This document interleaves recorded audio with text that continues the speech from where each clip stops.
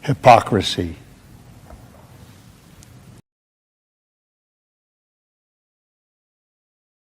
YouTube's consequence is we don't want you on here, and I agree with that consequence.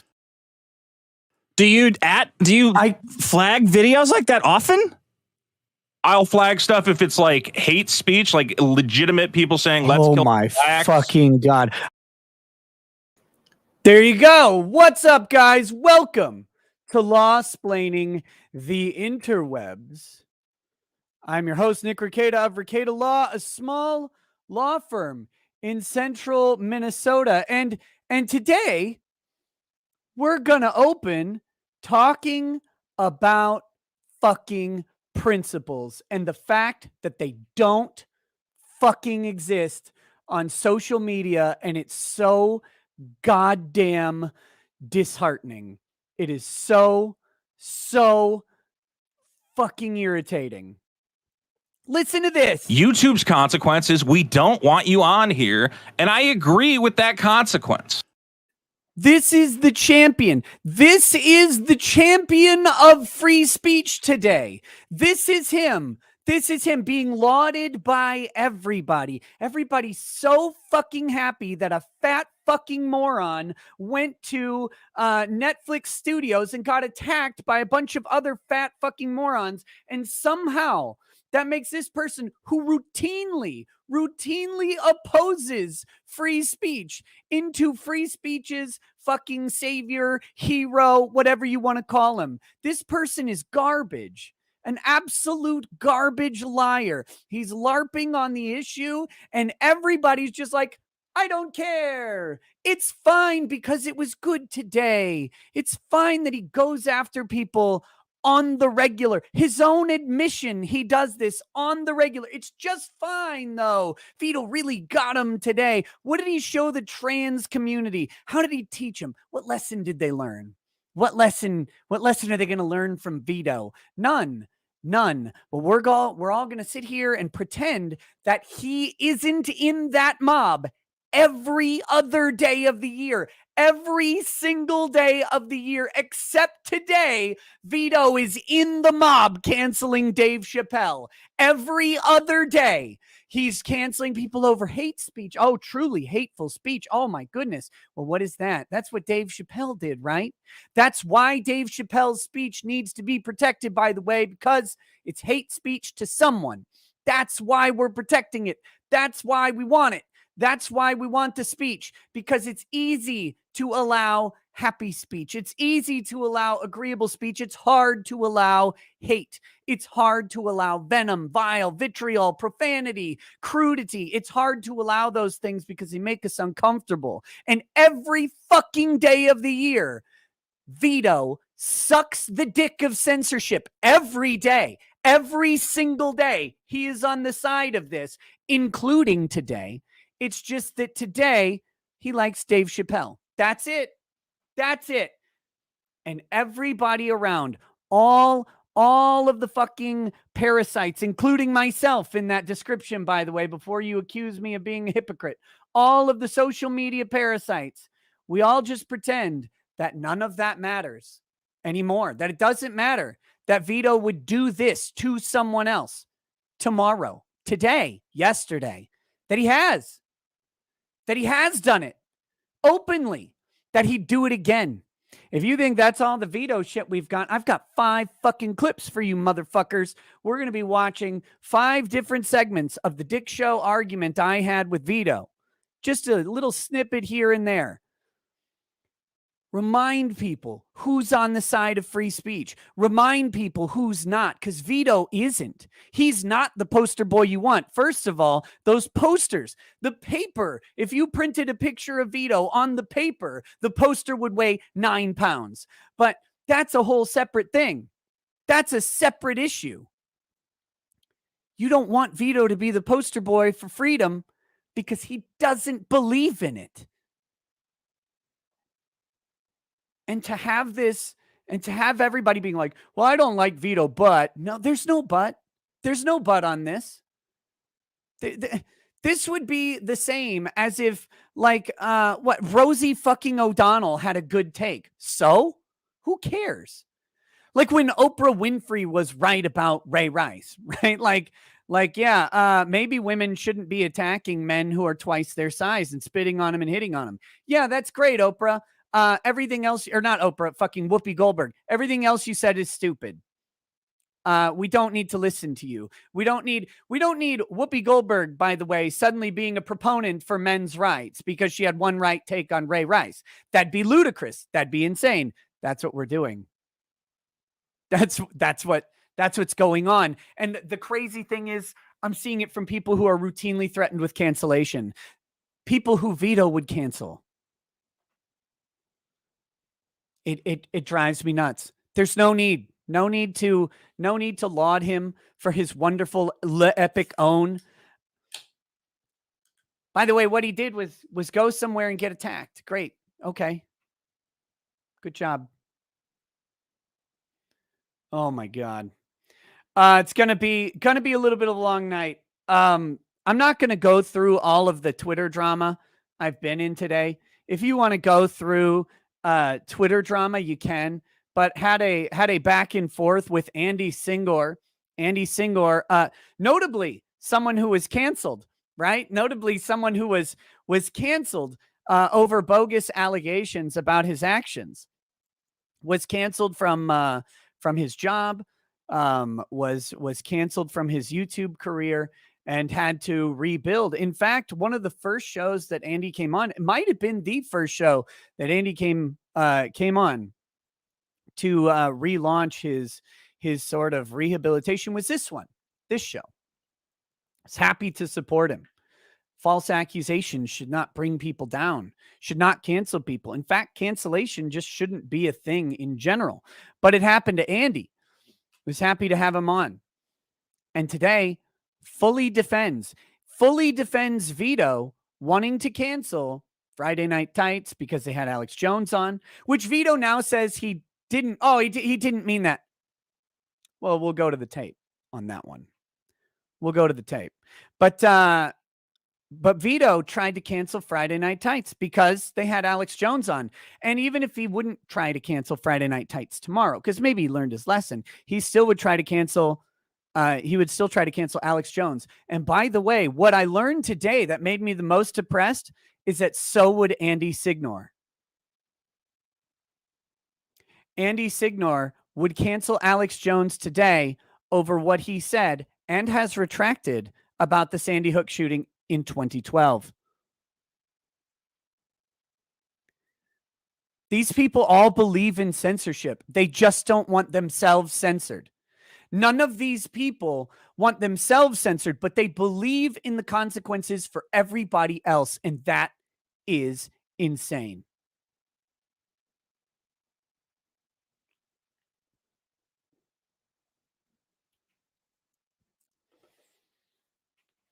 By the way, I'll mildly point out that's a straw man argument to say that Alex Jones should be canceled over Sandy Hook. I mean, maybe you believe that, but Alex Jones was not canceled over Sandy Hook. Alex Jones, Sandy Hook was in 2012, by the way. Alex Jones was canceled in 2018 for dehumanizing transgender people, Muslims, and immigrants. Does that sound familiar? Because Dave Chappelle didn't say Sandy Hook was a hoax. But what they're saying about Dave Chappelle's stand-up act, Sticks and Stones and The Closer, kind of sounds like the same thing Alex Jones was canceled for. I mean, what do I know? I'm quoting the platforms that canceled him. I mean, maybe they had a different reason. I've been told today that I can't know what's in someone's head. But when I brought up the fact that that's what the platforms who canceled him said, I was told that was, well, if you think it wasn't other stuff, then you're crazy. It's like, well, what is it? Where's the consistency in these arguments? Do we go off of what people say? If we can't know what's in their head. But there are no principles on social media. Let's get a couple things out of the way. let's get a couple things out of the way. There are plenty of people who think that I do not hold principles on social media. There are plenty of people who have pointed out their perceived failures of my principles, and that's fine. They are welcome to do that. I have never been above criticism. And in fact, I get a huge amount of it. Most of it I'll just disagree with passively. Sometimes I'll disagree with it actively. But if people think that I don't adhere to my principles, if you think I'm not immune to the broad headline of there are no principles on social media, I don't know what to tell you. I'm not immune from that. No one's immune from that. It's social media. It's not necessarily us that are the problem. In some cases it is, but it's not necessarily us. It's the environment we're in that we get engrossed in. And this is my criticism. This is my criticism for my compatriots out there who are anti-cancel culture, who are anti-censorship, who are pro-free speech, but who are today supporting someone who does not hold those values in any way. But why are they doing it? It's for the epic own of the other side. That's why they're doing it. They're sacrificing all of their principles, all of the things they believe, to own the libs. And it's the environment that we exist in. It's the way we get paid. It's the good speech dopamine that we get when people say, yeah, man, yeah, get them. That's what drives it. Again, no one's immune to this stuff. But sometimes we're going to call it out, I guess. I'm calling it out today. And let's get one other thing out of the way. I think Vito is a fat fucking pile of garbage. Beyond the free speech issue with Friday Night Tights and Alex Jones, Vito is trash. And I wouldn't sully a broom by sweeping him off of a homeless man's bench. I think he's a garbage person. I think he's been a garbage person for a while. I tried to engage Vito and find him entertaining. I just couldn't. And then the Friday Night Tights thing tipped it off. And then Vito's done some things afterwards that I think are absolutely garbage. Absolutely garbage. And that involves lying about me. It involves lying about the Vic case. It involves lies about my wife. It involves lies about everything. Again, to get the win. To get the win. And so yeah, we're just not going to make any bones about the fact that I think Vito is worthless trash. So when we talk about this, I don't want anybody to accuse me of some sort of bias. I know there's bias. I don't like him. I think he's scum. So that being said, we're going to go through, though, and we're going to check Vito's record. We're going to check from Vito his record on speech and what he believes about it. And remember, just as we go through these clips, everything we say, everything me, Dick, Sean, Vito from the show, anytime YouTube is mentioned, just replace it with Netflix. Anytime Alex Jones or Friday Night Tights is mentioned, just replace it with Dave Chappelle. Because it's the same fucking argument. It's the exact thing. It's the exact same argument. If you just replace YouTube with Netflix, then Vito will make the argument that Dave Chappelle should be removed for causing harm to trans people, which of course is a ludicrous assertion. Words can't harm. They can't do it. Words don't harm. May hurt your feelings, can't cause you harm. So let's see what we have to say here. And then I'll do, let's get at least some of these clips out of the way. Then I'll do some super chats and then we'll get in. This is not going to be the whole show today. I just want to let people know, this is on my mind immediately when the subject broke this morning. Morning for me, it was early afternoon, I guess. But then, it it's been solidifying over the past couple hours as I've been talking to people. And then we'll move on to Melinda's husband. And we may have some legal topics between there as well. There's stuff going on in Kyle Rittenhouse's case. There's stuff going on with qualified immunity. There's just messes happening all over the globe. So we'll do that. Oh, and by the way, tomorrow Drexel, I think, will be on. We may have a very funny guest coming on. I gotta see if I can confirm with the guest. That'll either be tomorrow or Friday. And then Saturday is Flashcast, which will be hosted here. So, all right, here we go. Clip number 1. This is again. So when Vito attempted to call attention, we'll say, of Team YouTube to Friday Night Tights on Nerdrotic's channel because they had the audacity of having Alex Jones on, and Vito disagreed with what Alex Jones said. I called out Vito, and then I called into the Dick Show, which would have been 2 days later on Sunday, and we had a little discussion over this stuff. Here we go. Sorurhis, no need to trash Vito, man. That's bad optics. Vito is garbage.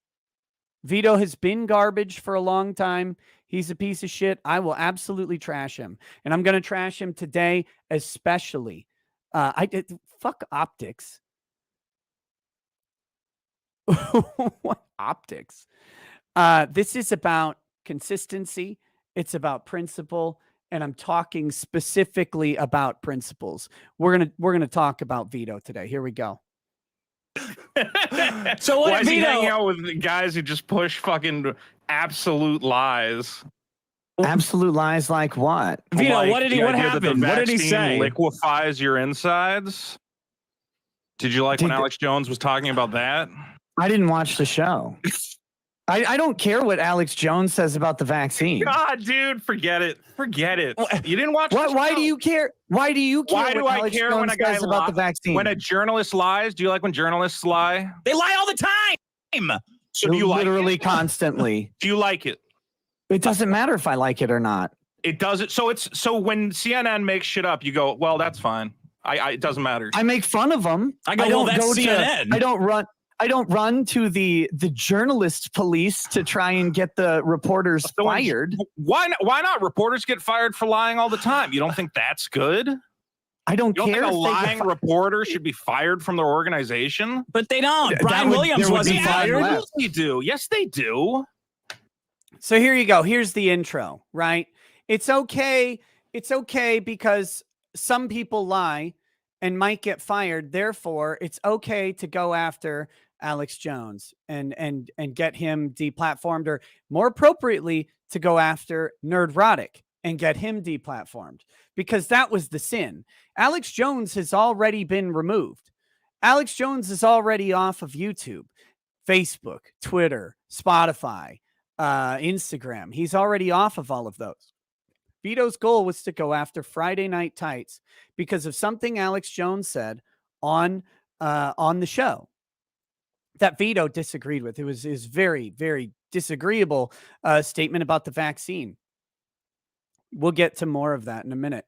So here's his post. By the way, he deleted these posts. He has deleted them.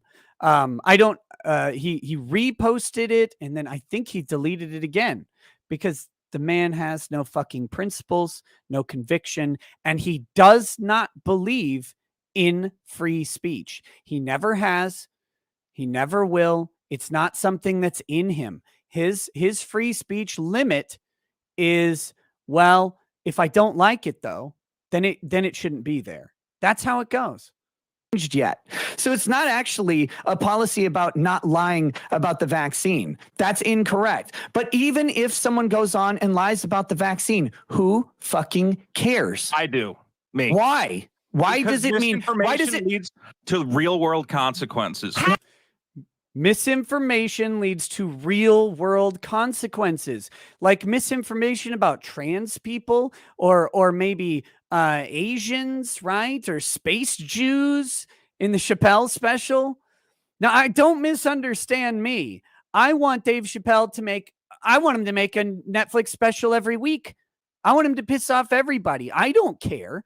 I don't want him deplatformed, but this is the champion. This is today's champion, Vito. Vito the winner. Here it is. No, stop it. How? What? You don't think anything said ever led to anyone doing any sort of action? What are you talking about? It happens all the time that something said leads to some sort of consequence, So but that doesn't mean that you get to remove someone from saying it. He can say it anywhere. Except on YouTube or anywhere that you're watching. Any platform he wants. The platform has rules, and I agree with the rules. Platform has rules, and I agree with the rules. If Dave Chappelle gets removed from Netflix, Vito literally has to agree. He has to, because he agrees with the rules of the platform, because he's a cucked bitch, because this is the garbage that is champion of the day. Again, this is insanity to me. How many people are sucking Vito's dick today? I cannot believe it. I can't comprehend it. These people know these positions. He's not secret about them. The rules are, again, YouTube does not allow content about COVID-19 that poses a serious risk of egregious harm. How is that a risk of harm?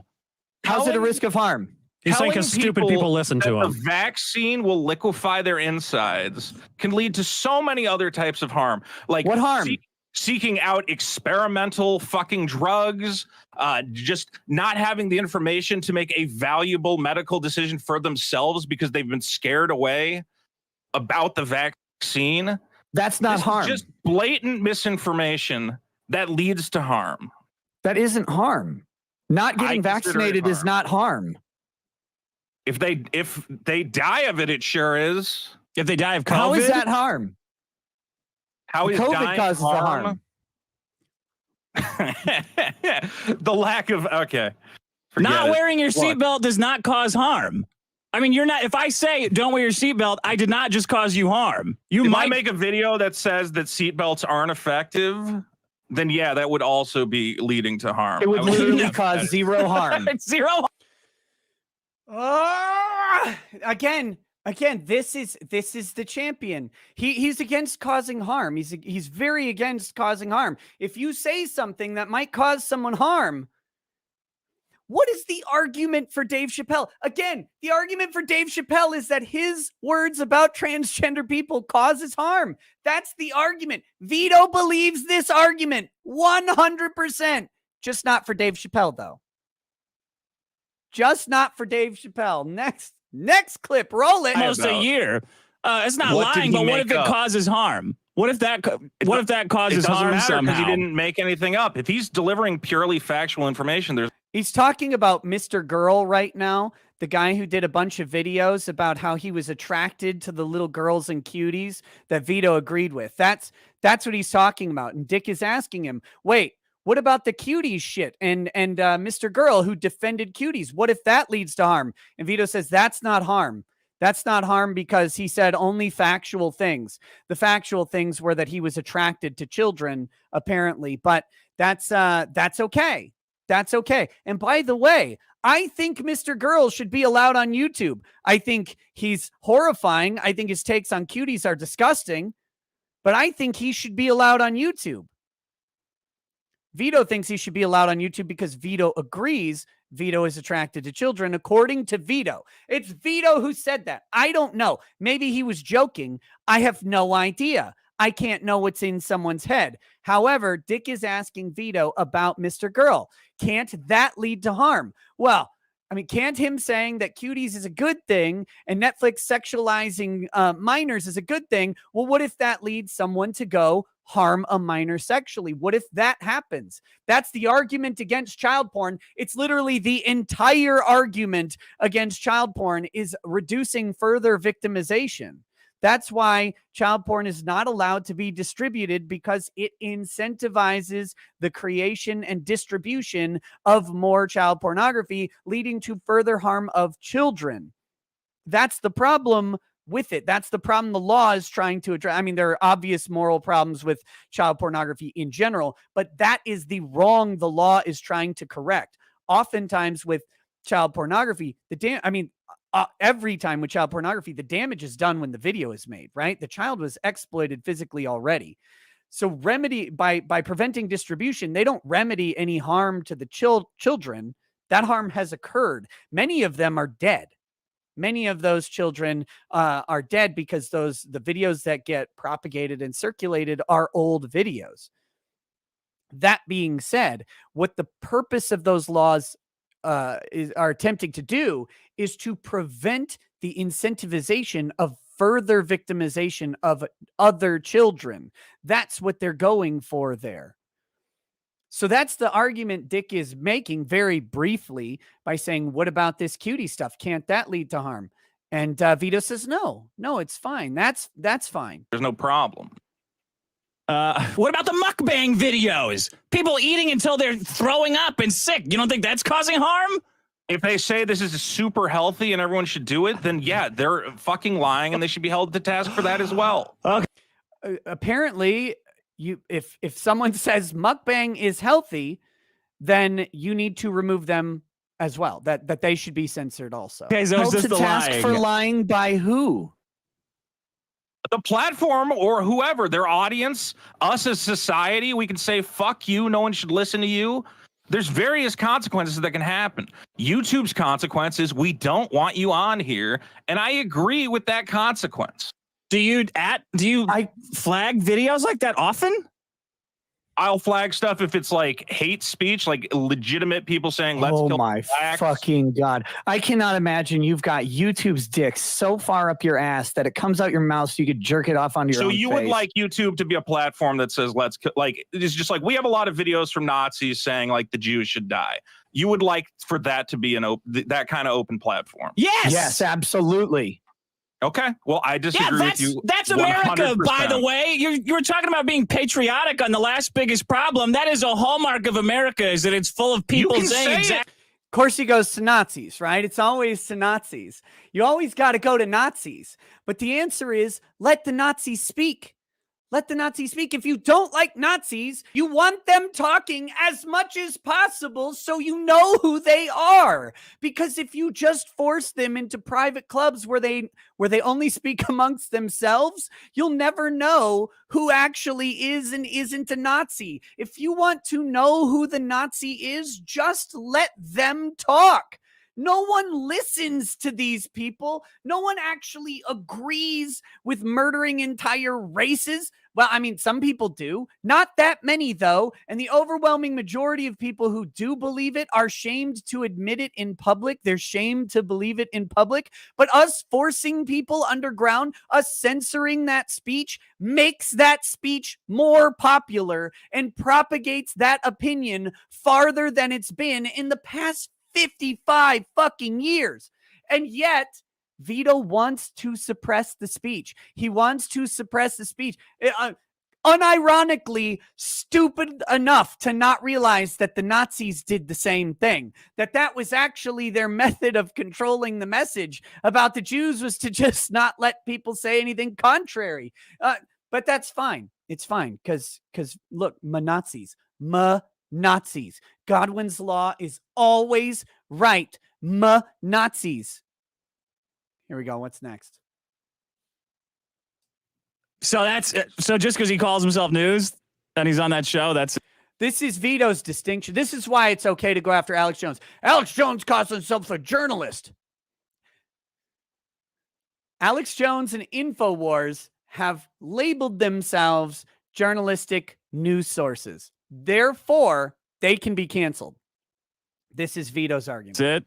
Flag. He's a journalist. He claims he's a journalist. But what about the channel you flagged was not a journalism channel? It was just a guy doing interviews, right? It was a guy on there claiming to be a journalist, claiming he had. I don't think Alex Jones got on Friday Night Tights and claimed to be a journalist, but hey, I didn't watch it, so I don't know. Maybe I'm wrong. Someone can correct me. Journalistic information that he was delivering on to the public. So Nerd It's Radix Alex Jones on Friday Night Tights, a show shitting on superhero movies and comics or praising superhero movies and comics, Alex Jones is delivering serious journalism right there. And everybody, all the people watching Friday Night Tights, they're like, you know what I tune into this show for? It's not really to make fun of Kathleen Kennedy. It's not to make fun of the newest Wonder Woman comic. It's not to make fun of Fat She-Hulk. Actually, it's to wait for the one time ever they've had Alex Jones on for 45 minutes and he says something about the vaccine, so I can take that to heart as a news source. That is the this is Vito's stupid argument. He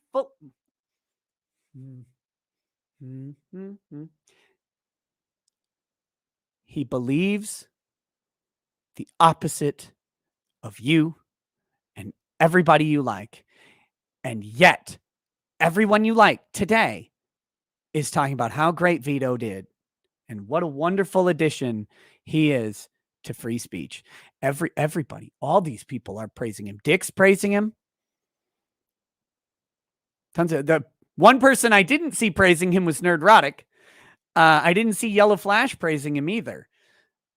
But I don't want to, I'm not putting words in their mouth. I didn't see that, but I saw a whole lot of people, canceled people who've been canceled over speech, all talking about how great this was. And yet he supports the cancellations of all these people, just not Dave Chappelle.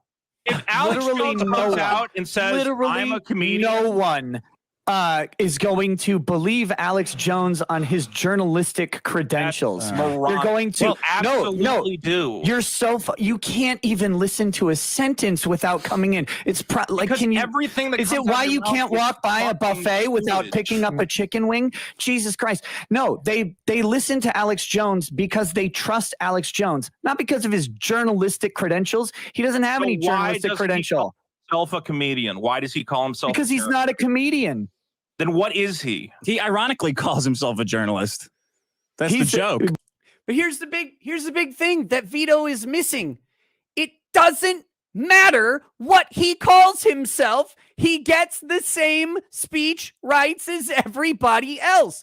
What is this? What are we talking about? Well, if you call yourself a journalist, then suddenly you don't have free speech rights? Is that the idea? If you call yourself a journalist, you can't have an opinion. You can't do anything. No journalist actually believes that, by the way. New York Times is desperately fighting that type of similar situation in the Project Veritas things because New York Times is trying to say, well, our journalists can insert opinion into their pieces. Now that's on defamation. Defamation is not actually protected speech, but just about everything else is.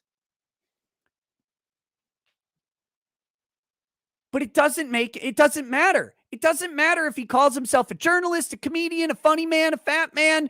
Doesn't matter if he calls himself a pill salesman, sell natural male enhancement, super male vitality. We got to get some of these supplements. You'll never feel the same in your entire life. You're gonna be out in nature like God intended. Like, it doesn't matter what he is. It doesn't matter what he labels himself. Dave Chappelle is not being protected because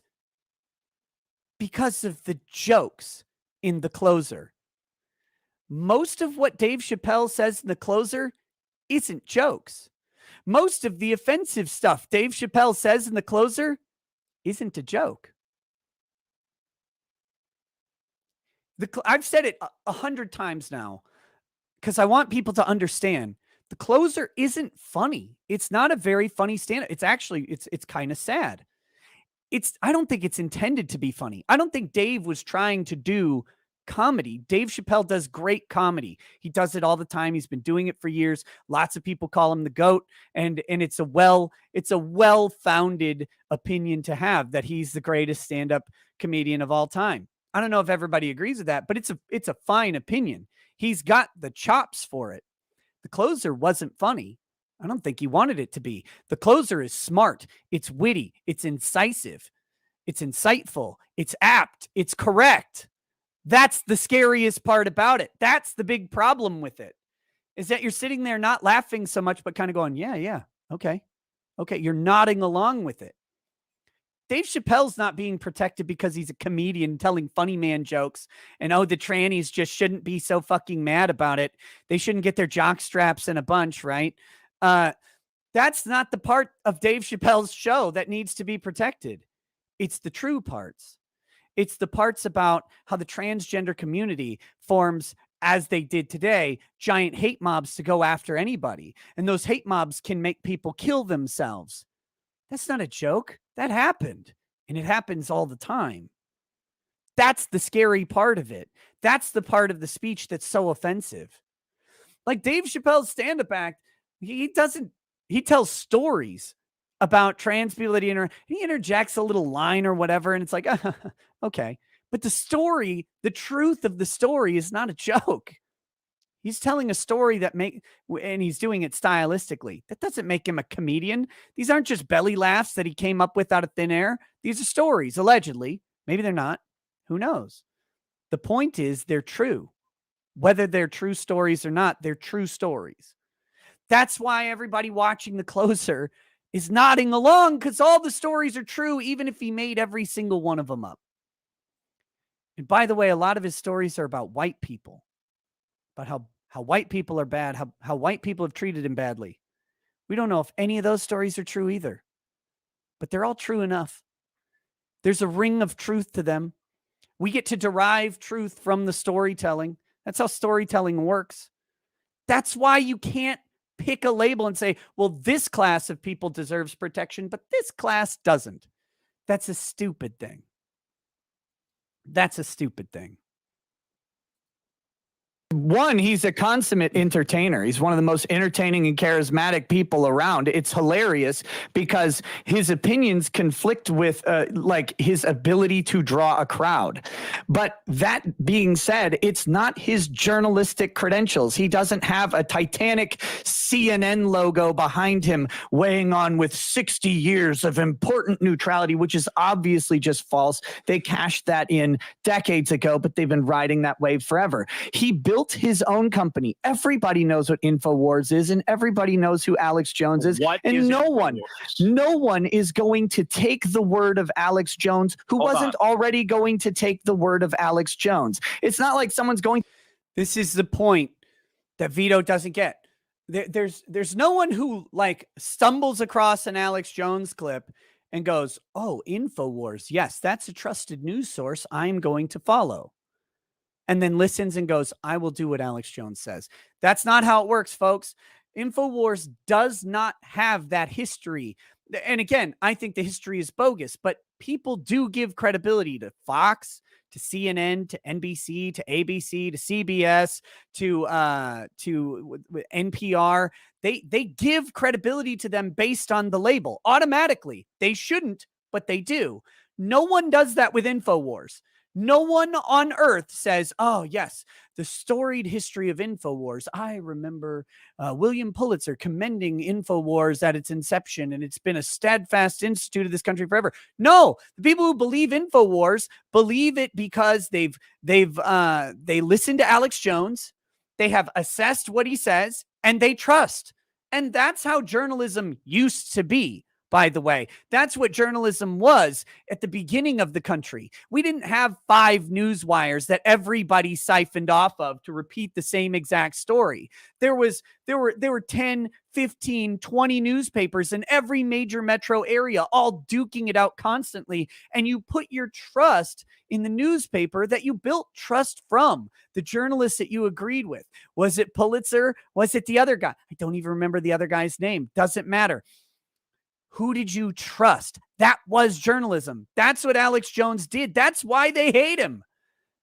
Because all of the people who believe Alex Jones, all of the millions of people who watch his show and love it and listen to him and find him to either be humorous or credible or both, all of those people did it without any fake history behind it, without some false institution like CNN propping him up. He did it literally with the copious amounts of sweat on his own brow.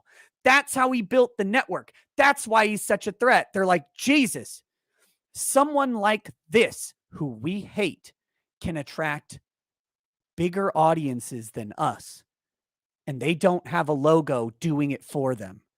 It's just him. How terrifying is that to the people who want to be the arbiters of the truth?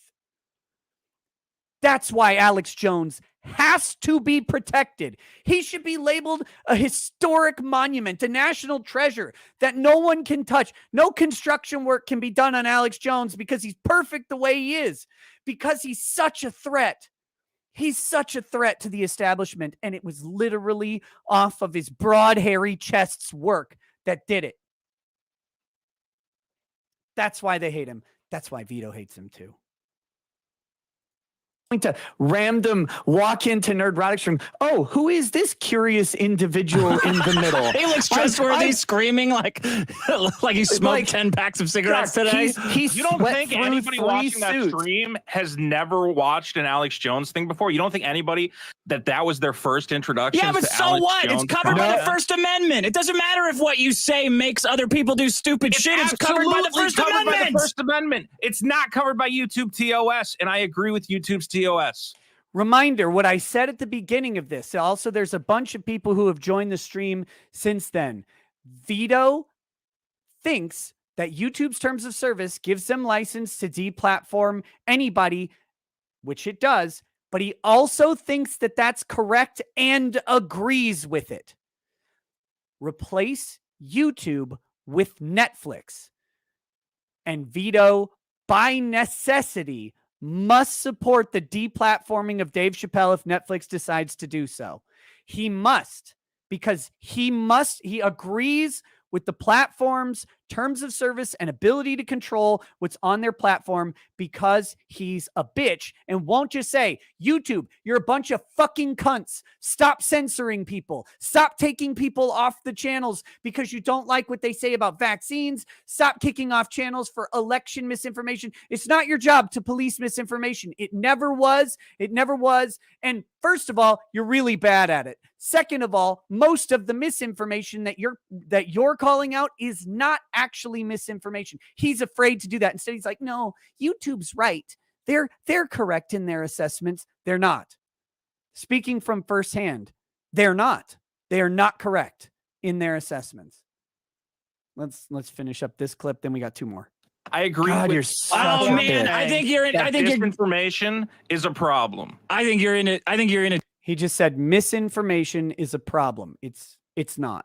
Dangerous game where you're publicly flat. Like your intent was to get the channel. Dangerous game because my rules are very clear about what I think is reasonable. If you're a journalist who lies is not reasonable. Yeah, but it's not. It's like there you go. He's very clear. His rules. His rules.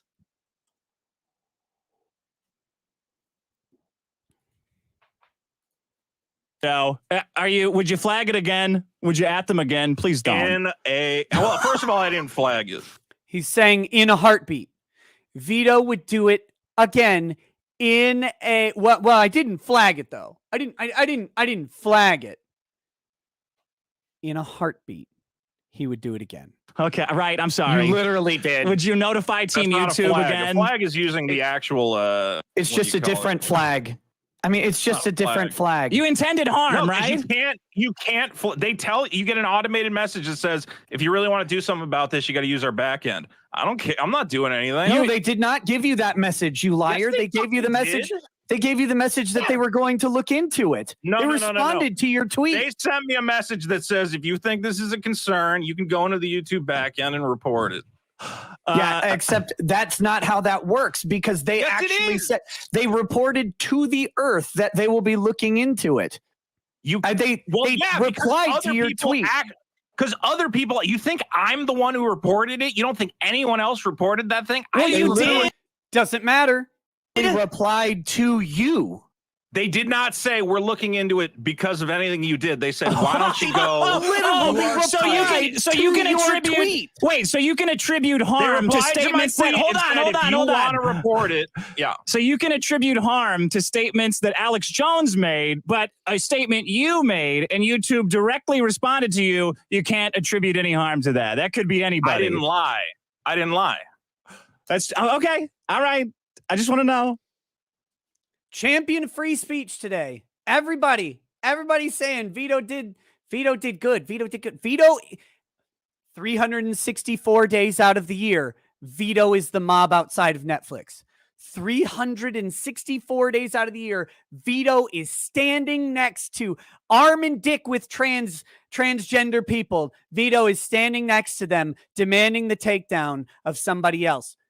But not today, though, so it's good. I'll see you then. Goodbye. Hey, Nick, we good? You can say no. No. Yeah, I don't think didn't so. think People don't like flagging. Here's the funny thing. I don't care about your shit take opinions on so many things. I don't care about any of that stuff. You can say all you want about all of these different things. That never bothers me. People can disagree with me. They can make fun of me. That doesn't bother me either. What always pisses me off is when someone's working to build a business and then some fat retard comes along and is like, Humpty Dumpty, I'm gonna tell the YouTube police on them and get them shut down forever. Fuck you. Fuck Your you. business And is causing harm to people, then you have a shitty business. No, fuck you and everybody who ever did that. Go out to fucking spread lies and hate. It's bullshit. I don't respect that kind of business. Dave Chappelle is a business. It goes out to spread hate and lies. That's literally what all the trans supporting people in front of Netflix said today. Vito doesn't support that. Sure. If they lie about how their drugs work, yeah, sure. What a fucking They did. They all did. Vito, fantastic. When did I say I love pharmaceutical companies? When you're out here like proclaiming the truth of everything they've said about the vaccine right now. You know, the one that they have a complete bar on liability from the federal government. Yeah. You cannot sue them. If you take the vaccine and die, you cannot sue Pfizer. You can't, because the government took that ability away from all of us because everything they say is truthful and good and right. Okay, so talk about that. I do. Okay. It's insane. It's insane. That's the last Vito clip.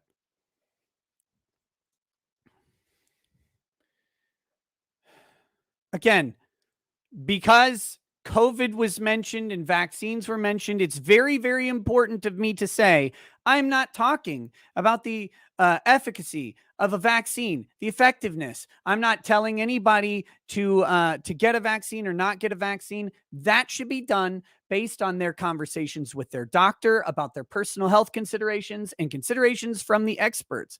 I'm not talking about that. I'm talking about liability. We're talking about what other people have the right to say about these subjects. And the absolute fact, as I'm pretty sure I've laid out over the past 45 minutes, that every other day of the year, Vito 100% supports the exact same arguments that the fucking idiots at Netflix were doing today. It's the exact same arguments. This speech causes harm and must be removed. Vito 100% agrees with that statement.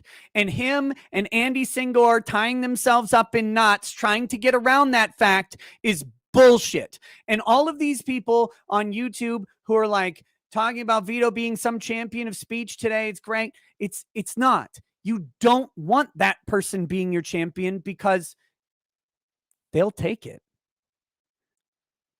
That's the scary part. You know, when you're playing a game and it's a barter type game and you make an offer and someone takes it without arguing with you and you go, fuck, that was a bad move.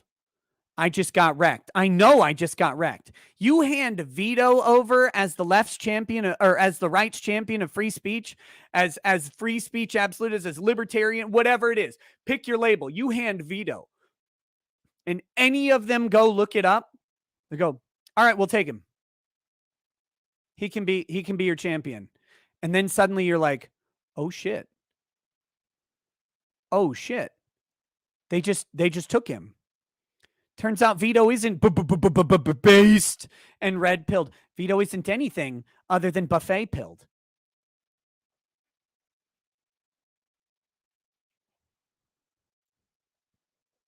That's what's got me worried. That's why principles matter.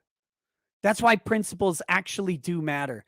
And again, I'm sure I have failed a principle from time to time. Absolutely. Lots of people have called out places where they think I've failed them. Some of them may be right. I don't know. You get too many critics to count at some point. Some of them may be right. I'm not saying I'm perfect, but I'm saying this one's obvious. This one is obvious. And we are pedestaling a giant liar who believes the exact arguments he's professing to be against.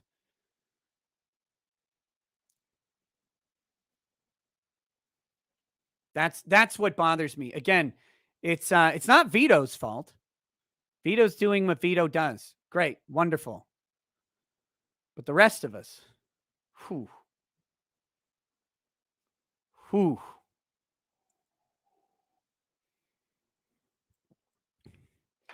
All right. Let's do super chats. And then we'll get into the rest of the stream, which will be a little bit of a different pace. I think. I hope. I just man, it's frustrating.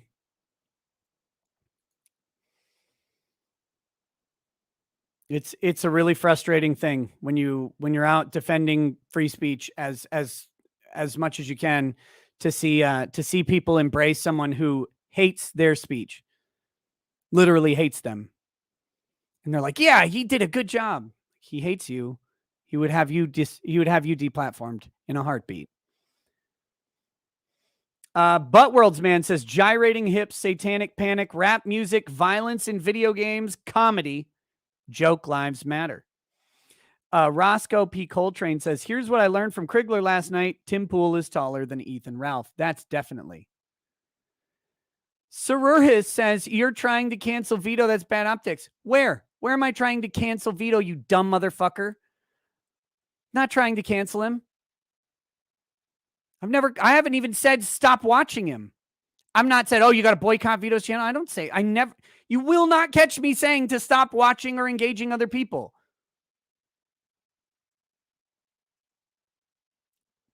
Don't hold him out as a champion of free speech because he's not. That's pretty fucking obvious. He's not.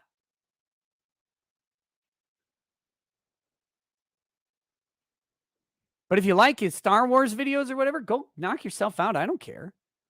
I don't care what people watch. I don't care what they consume. I'm not here. That's the thing. Here's that consistency thing. I'm not trying to cancel anybody's show ever. I'm not trying to cancel any business ever. If I don't like it, I just don't buy it. You don't see me advocating boycotts. People criticize me for not advocating boycotts. That's consistency, baby. That's the principle. If I'm not a fan of what you do, I just won't consume it. It's okay. You can keep making it. Here's the worst part. Maybe this is me being a bitch. I wish them success. I want them to win. I want everybody to build businesses and succeed. I want an economy that is constantly thriving. I don't want people out of work. I want people in work, and I want people working for themselves at the highest numbers possible. I hate bosses. I hate corporate structures. I hate all of that. I don't do well with authority, obviously. That's why I've been working to work for myself as long as once I found it was even possible to do, I started chasing it and chasing and building and working. And it's why I spend 16 fucking hours a day working in some way for myself as hard as I can. Because I'm worried. I'm worried that if I slip up, even for an hour or 2 hours a day, if I'm not working, if I miss an opportunity, if I miss something, what if my business goes away and I have to go work for somebody else again? I don't want to do that. Again, I'm not a great employee. I don't like when people tell me how to do my job because I'm usually better at it than whatever their opinion is. Or you could just label that I have problems with authority. It's both are equally true. So, yeah, I want people to succeed. I want Vito to succeed. I just don't want a bunch of people on the right selling out their own principles. Or I shouldn't even say the right. It's not about right and left. We're even me fall victim to this fucking right-left paradigm. It's not right-left. How about people in the right? Not on the right side of politics, but in the correct side of speech freedom. of classic liberty. The idea that you can say something and someone else can be offended. The idea that what you say might be risky if someone else listens. That's free. That's freedom. That's free speech. Again, if the only speech on medicine permitted was to take Tylenol when you get hurt at the recommended dosage, it wouldn't need protecting. We also would never advance medicine.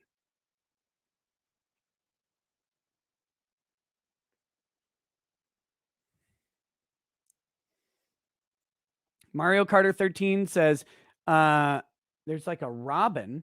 Consistent principle equals mom said it was my turn. Is that a robin? Bird? I don't know.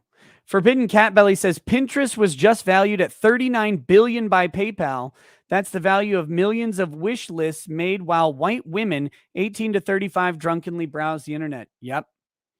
Pinterest has made so much money. Pinterest, that's been the interesting thing. That puts Pinterest around the same value as Roblox, for example. Which is crazy to think about.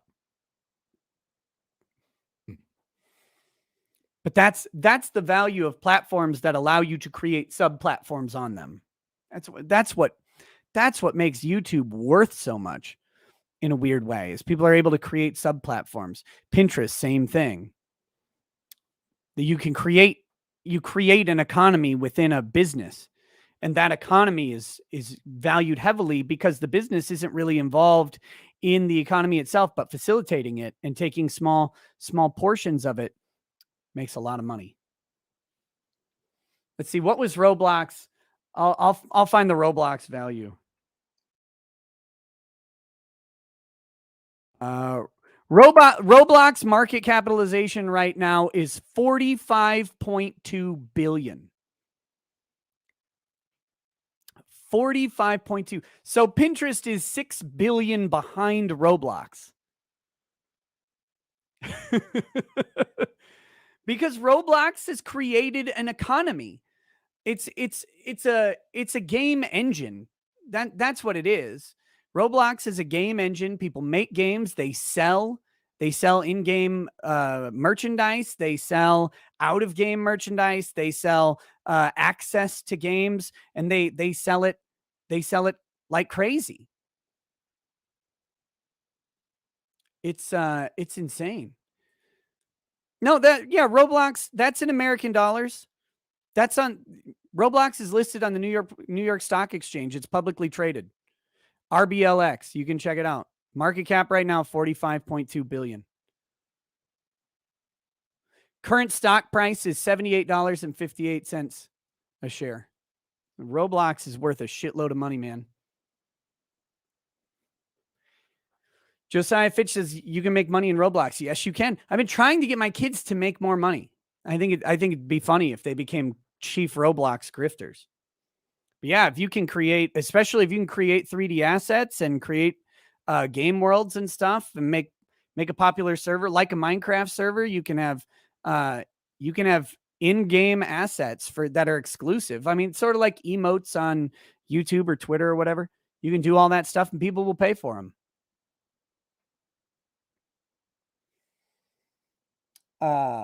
William Smith says, my least favorite thing about my YouTube creators is that they all use Twitter. It's a leftist-occupied trash fire. It's a platform for linguistic warfare. Its admins want to ban you and its users want you dead. No excuses. It's true. I would love to have a viable alternative to reach people than Twitter. I do think Twitter is losing its influence, but for now, still my biggest platform. So other than YouTube, of course, YouTube is the biggest platform, but it's weird how many people Twitter actually brings to the show.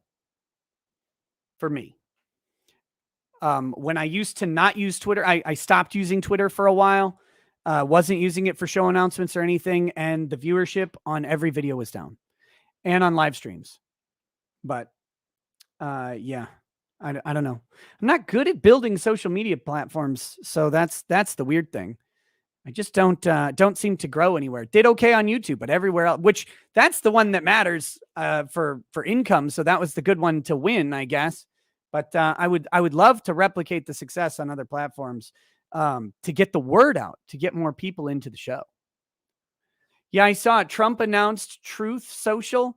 I signed up for the email alerts, which now I'm regretting already because I'm sure I'm going to get like 50 a day because that just seems to be how Trump does things with email alerts and text alerts, is that you just get an infinity of them.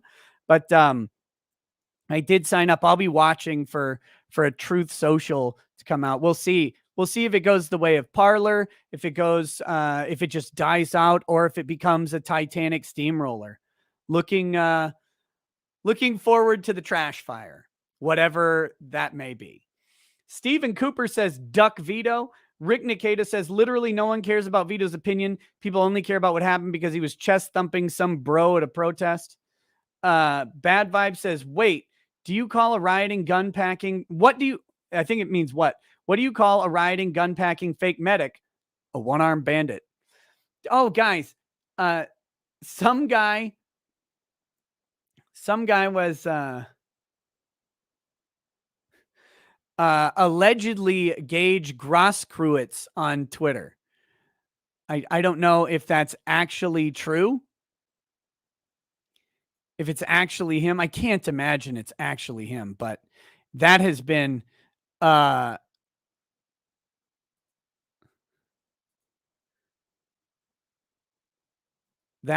wonderful revelation. Here, I'm trying to pull it up real quick because whew.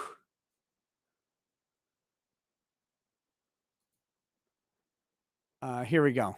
I'll pull this up briefly. This is on Twitter, but this doesn't have anything to do with Twitter drama. I know some people don't like when I cover Twitter drama. So that's why I'm qualifying this stuff. But here we go. Whoops, wrong window. I fucking hate Twitter sometimes.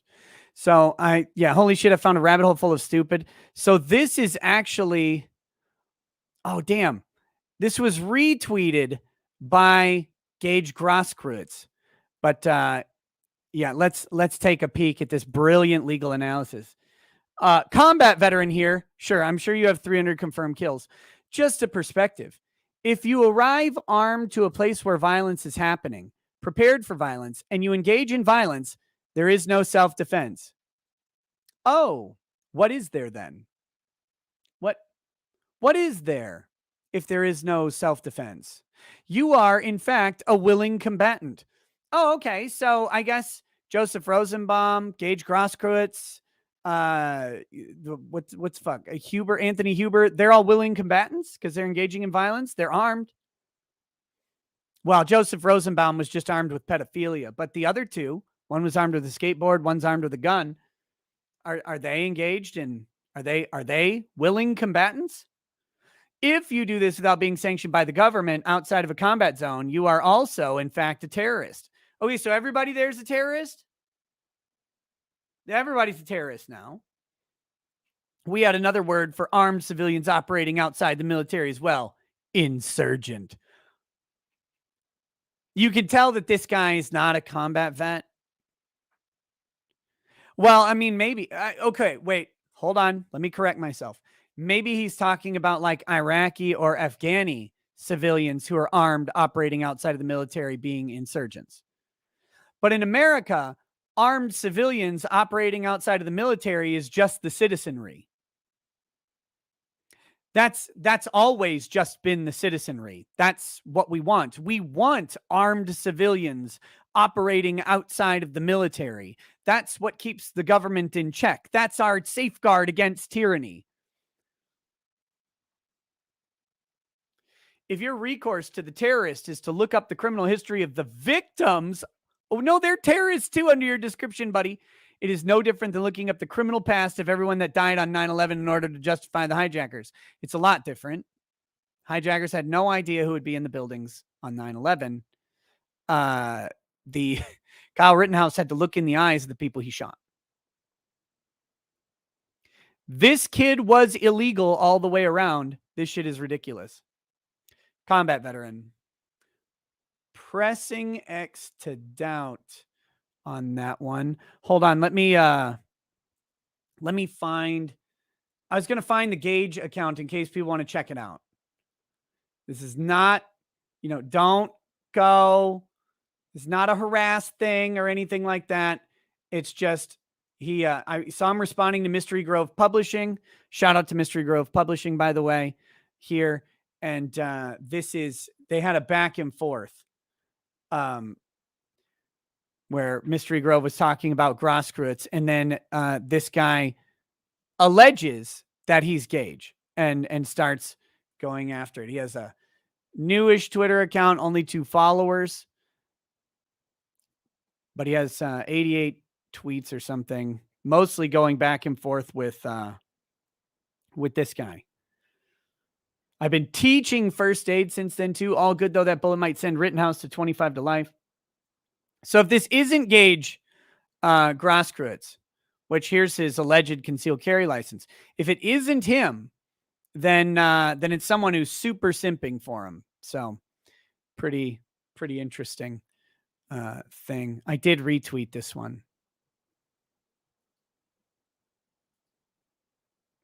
At least he can cope with both arms. So, which was petty. That was petty of me. It was low. I went below the belt on that one, but that's okay.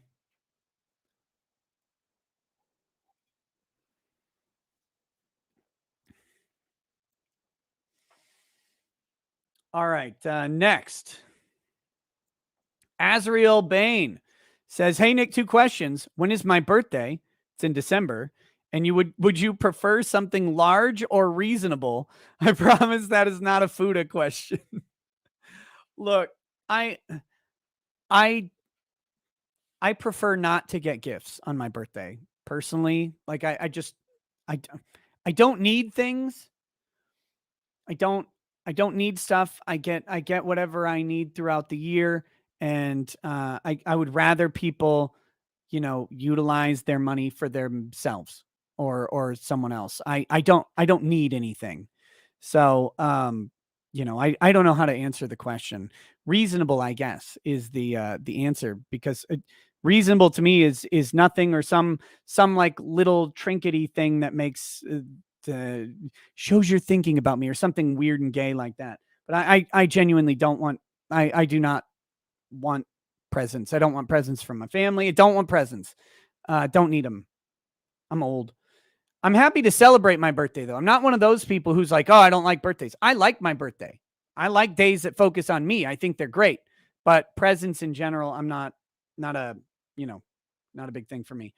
Tara Cannon 876 says, the argument is that Chappelle, etc., are people of influence, so the sheep will do what he tells them to do. The key isn't just what's being said, but whether the speaker is influential, hence why they are also held responsible. I know that's the argument. It's also, it's a bad argument.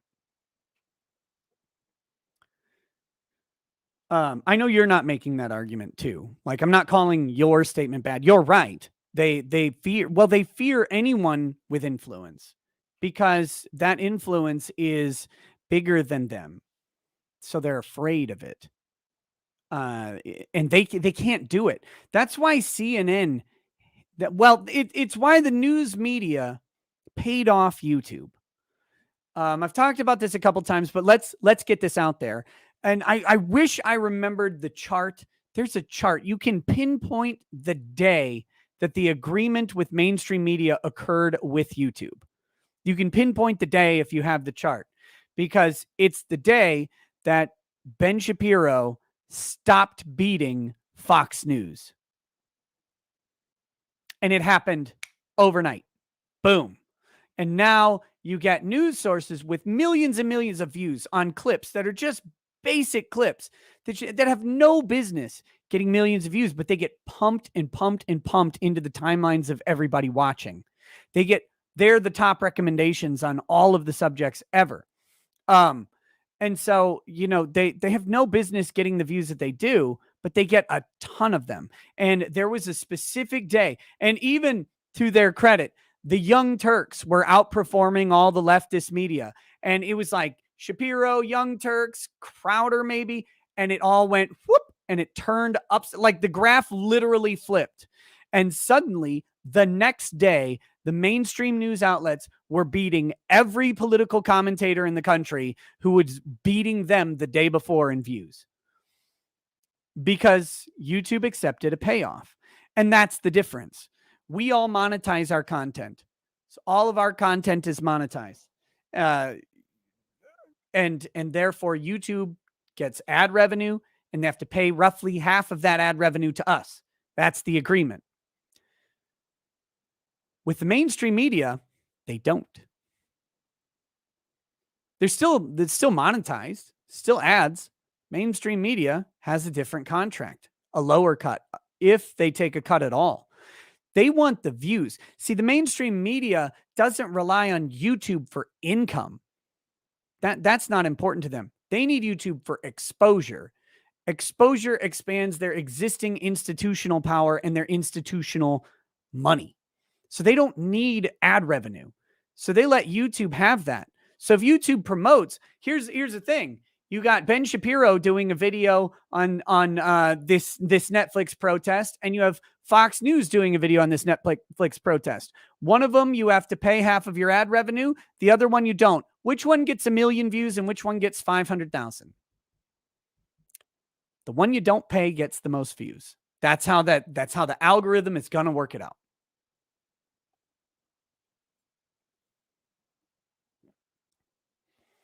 Baron Stone says, does your prohibition against gifts extend to whiskey?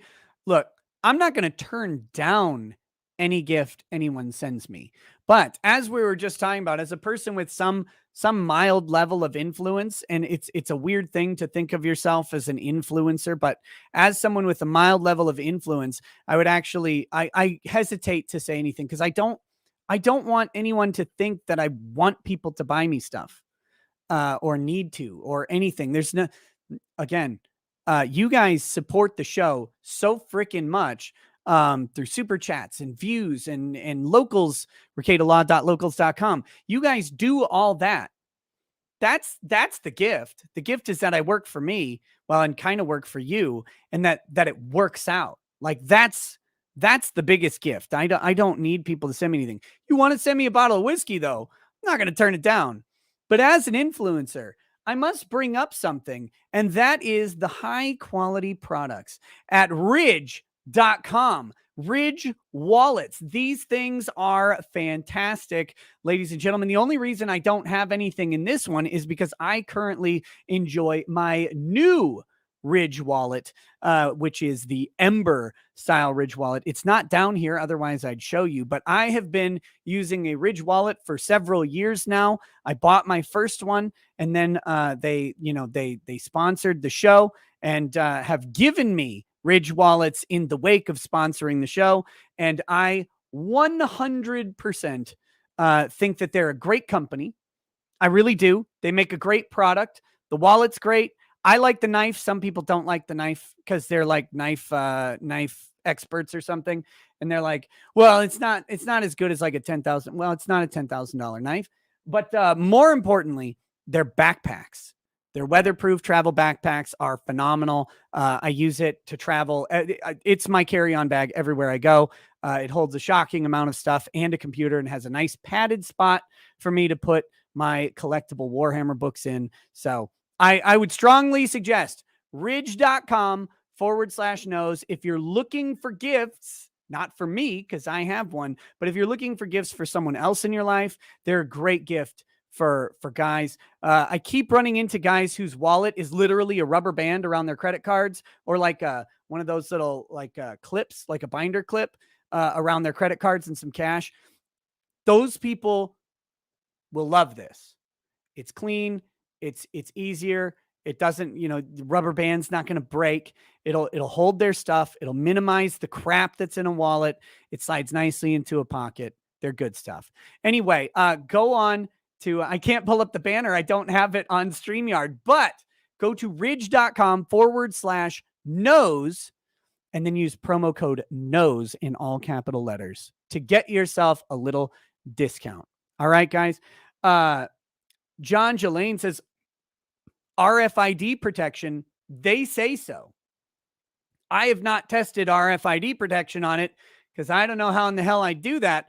But they say there's RFID protection in these little plates, right?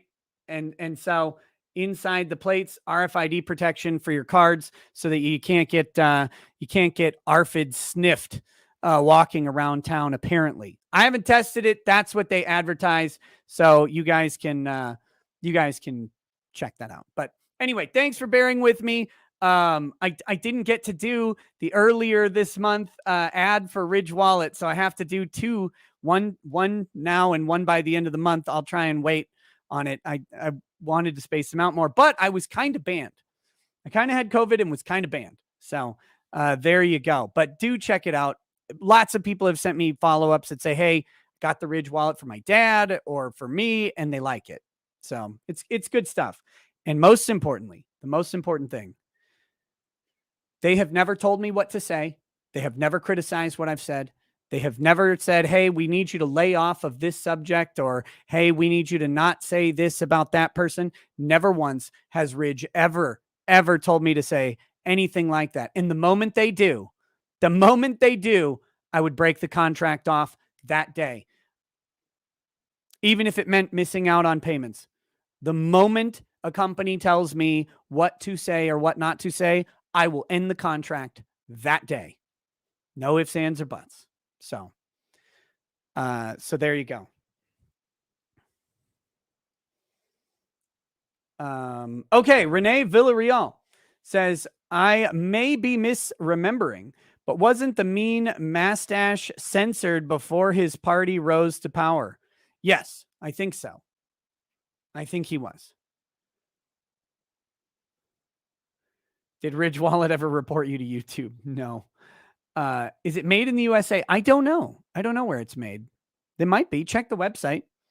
Go to ridge.com/knows and you can check. Jay is bored says, does Ridge Wallet cure COVID? In a way, yes. Although that statement has not been approved by the FDA or the CDC. And you may also have to get a monoclonal antibody treatment with your Ridge Wallet. But in a way, it does. In a way. The Bad Burrito says, remember that ninja that attacked the airbase? Here's an interesting quote from the article. The man brandished the sword at deputies, the sheriff's office said. Projectile rounds were used, but were ineffective. No, that was great. He dodged bullets. They couldn't stop the ninja with guns. Couldn't at all. Kyra says, when are you finishing the Rittenhouse hearing? I did finish the Rittenhouse hearing. We finished it. I'm sorry you missed it. It's actually the YouTube video is called Finishing the Rittenhouse Hearing. I'll get you a link or a date or something. Here we go. Finishing the Kyle Rittenhouse hearing. It was on October 7th. Here is a link to the Kyle Rittenhouse hearing live stream that we did, finishing it up in the chat. So you should be seeing that link there. Kyra, sorry that you missed that, but it did happen. Puggernaut says, Vito, journalists who lie should be deplatformed. Alex Jones is a journalist. Alex Jones is a liar. Alex Jones should be deplatformed. Who said Alex Jones is a journalist? Vito says Alex Jones, but Alex Jones is a liar. Well, that was good. That was good. I wish I would have thought of that. Deathwing Elite Gantz said, what happened to the Lucas hearing? I have not had time to stream during the day. Really much at all. Unfortunately. And tomorrow is looking bad too. I just found out tomorrow morning I am teaching. 8:45 a.m. comes really, really fast on every other Thursday. And that's this Thursday. Last Thursday, I was out with COVID, but they also shut down the homeschool co-op because cases were everywhere. Not just my family, but lots of families got hit. Pretty much everybody in Minnesota got hit with COVID at the same time. Like literally the whole state was in panic mode from increased infections. And so they canceled us last time. So I have to be there tomorrow morning. but it's going to be early. Oh boy. Whew. G-Man says, we all have free will to act or not based on info. He doesn't trust people to not act in a bad way given news from certain sources. Censorship is oppressive towards everyone from whom it restricts info, not just the censored. Correct.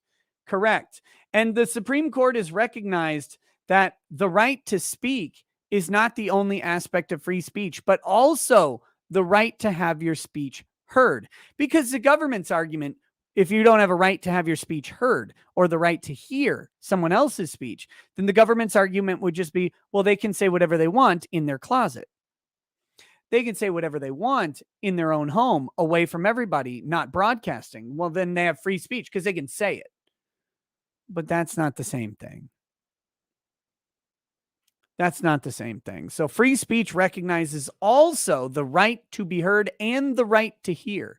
Now, it doesn't say that you can be heard on a specific platform, right? Like, we can't take it to that step. It maybe should, but it doesn't right now. It does not say that you have a right to be heard on YouTube, for example.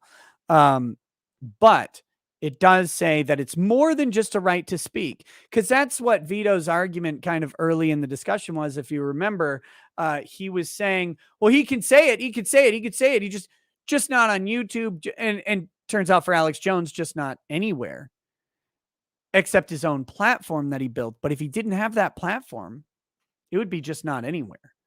And that's crazy. That's actually the terrifying aspect, is the cohesive nature of big tech, the cohesive activity that they do. They're banning the same person from all of the platforms. They're banning the same people from all of the access points to the public at large. And that's got to stop. And I will doubly suggest that they are doing it on behalf of the government. But we haven't proven that yet.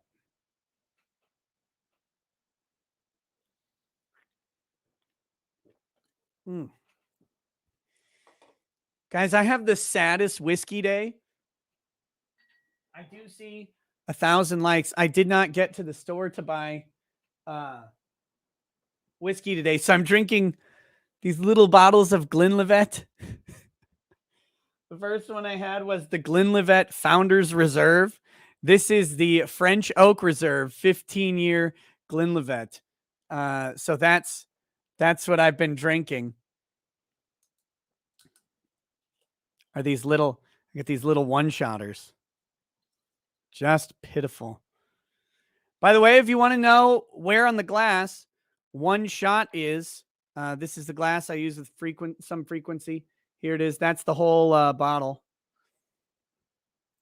So you can compare when I pour. I tend to pour a little more than that, I think. Mandy Karavickas says, Nick, place I work at shut down today and sent us home due to lack of materials from our suppliers. I think I should be worried. At least I'll have time to prepare and cook some lovely lasagna. Ooh, lasagna is delicious. Today I made smoked pork chops. They're about that thick. Smoked pork chops with, and then I made some of those, one of those bags of ravioli that they have. They're like fresh-ish. They're refrigerated, but they're not frozen or whatever. They're kind of Rava or something. I don't know the brand name, but I made some of those. My kids really like those, but I made a homemade marinara sauce to put over the top of them. It was really good. It's good stuff. Scrick says, just finished the Sargon video, and I get the same feeling of Warhammer painting with breeding fish and gardening my aquariums. Also make a small profit selling plant trimmings and guppies. Yeah, no, that's great.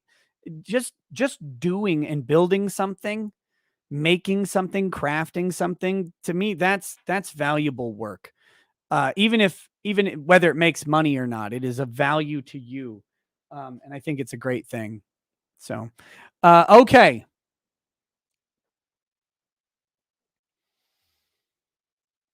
Okay.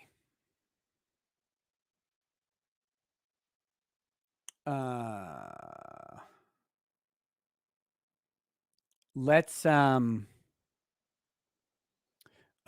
Widgeon says drink the Malort. I don't have any Malort. I drank it one time and never wanted to drink it ever again. God, it was horrible. Dallin 9, not all prepared raviolis come in frozen, no. There's I think it's Rava is the brand or something. I actually met someone who worked for one of the companies that at least used to watch this show. And they're really good. The noodles are not frozen. They're good time. All right. Melinda Scott. Well, Melinda Scott's husband. What is... I was too busy grabbing Dick Show clips. Now I got to find what his stupid YouTube channel is. 1 second. It's on Kiwi Farms.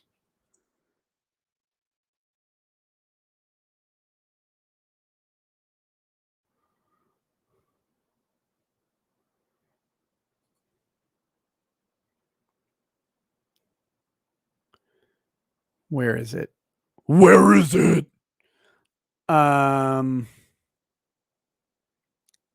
Shit. Might be on this page. Sorry, I did mean to grab these, but okay. We gained a subscriber. Good job. Yahuwah Reigns. Hold on. Very proud of it. Or wait, no. Yeah. I think he gained a subscriber. Okay. This is Martial Law versus Rekieta parts 1 and 2. These were posted yesterday. I've not listened to these yet. This is fresh. This is him calling me out. If you remember, I don't know why he records his videos this way. It's terrible. But if you remember, how am I going to do this? What? No, I don't want that one. I want this one.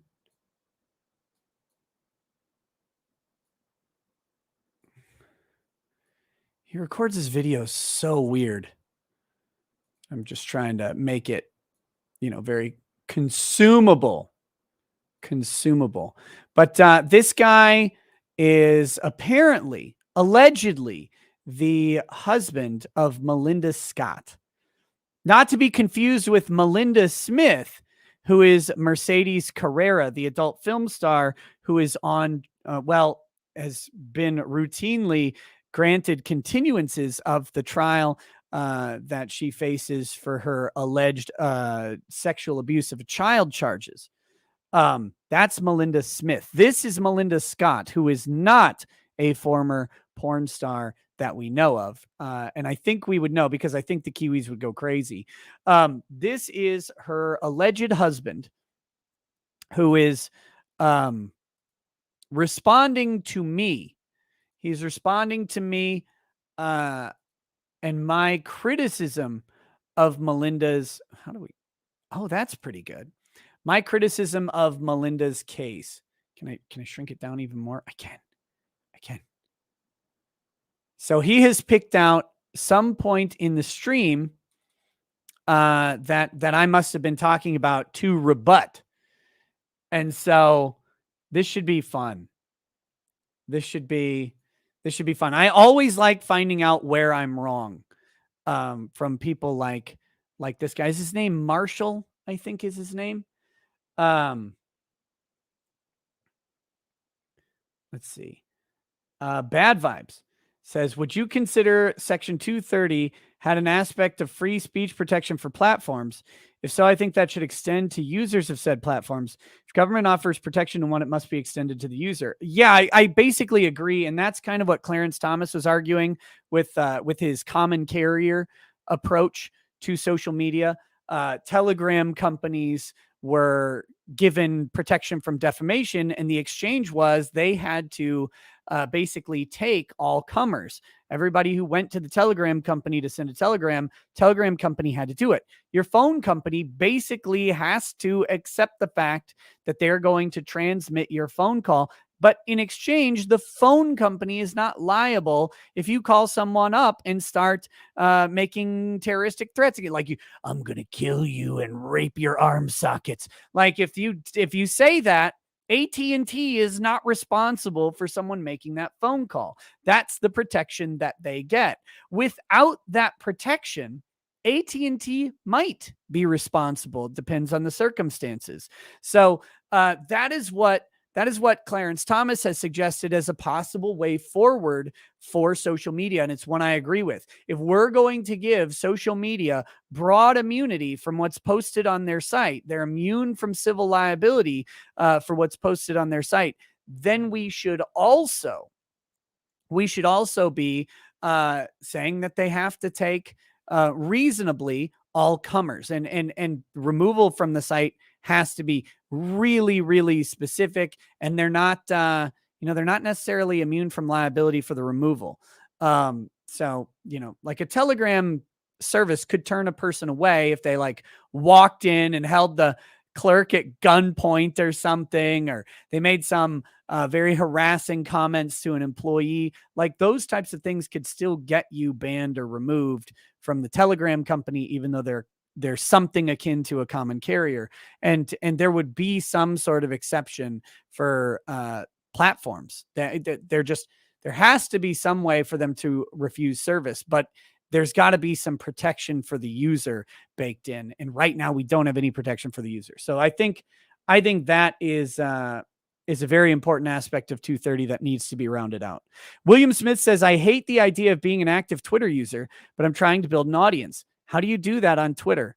Does it involve engaging in discussions, tweeting or replying about relevant topics, being gay in any way? It just involves being seen at the right time by the right person. I mean, unfortunately, that's the way it goes. So you tweet stuff when you have a smaller platform, you can reply to people and hope, like bigger platforms, and hope that they see it and retweet it. Hope that you get a good take that way. Or you could tag people from time to time, or you can just comment away and hope you gather people, but it's tough. And then Marty Lund says, it's not cohesive so much as collusive. Court showing records that Facebook and YouTube colluded on ad revenue. Anti-competitive cartel action is obvious and illegal. Public-private partnership with DNC is naked fascism. Yeah, but no one seems willing to admit it officially, and that's been the problem. Okay, let's see what this guy's got. Let's see what he's got for me. Let's get the good juice. Juice, Juice. Anyways, I saw Nick Ricchetta's video about me, and I commented on the video and said I'd respond. So I'm going to... You did? I didn't see your comment. I'm sorry. I would have gladly responded to you if I would have seen it. Respond. This is martial law versus Ricchetta law.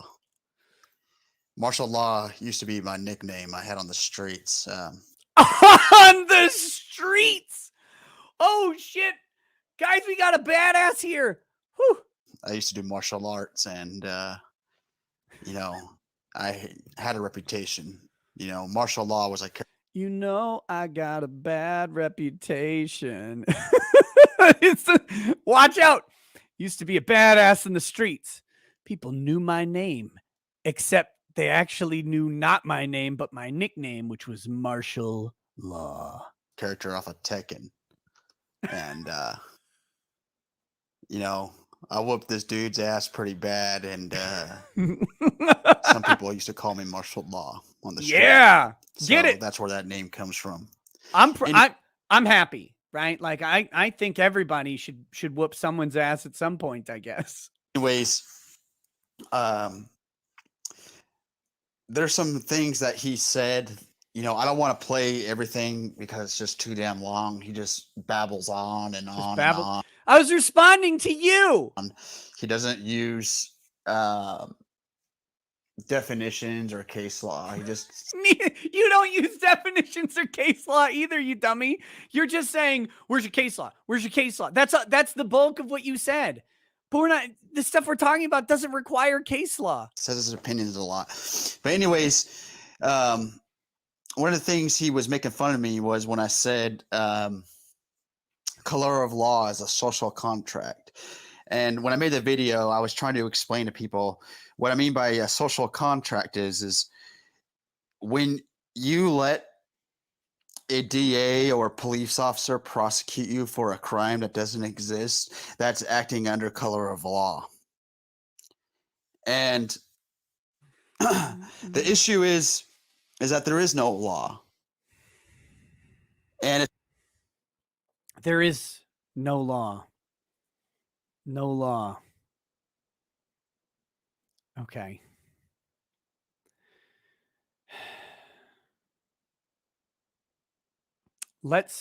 I mean, do I want to do this? I mean, I guess we have to do this a little bit. Real quick.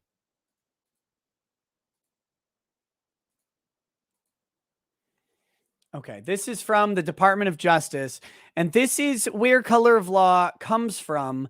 It's deprivation of rights under color of law, Section 242 of Title 18. Makes it a crime for a person acting under color of any law to willfully deprive a person of right or privilege protected by the Constitution or laws of the United States. For the purpose of Section 242, acts under color of law include acts not only done by federal, state, or local law officials within their lawful authority, but also acts done beyond the bounds of that official's lawful authority if the acts were done while the official is purporting to or pretending to act in the performance of his or her official duties. It's under the color of law. Now, that you might be lying about acting under the color of law, but the color of law is acting under the law, or at least saying you are. But if you're acting as a lawful authority to take away someone's rights, like if you are arresting someone because they just shot someone in the face in front of you, you're arresting them under color of law. But if you're arresting them under a lie, like you made up suspicion of a crime and you arrest them, that's under color of law too, because you're using the law, you're employing the legal auspices of the country and your presumed lawful authority to act to do this. That's what it means. It has nothing to do with a social contract, has nothing to do with whatever weird thing you're saying. It's literally just acting under the law.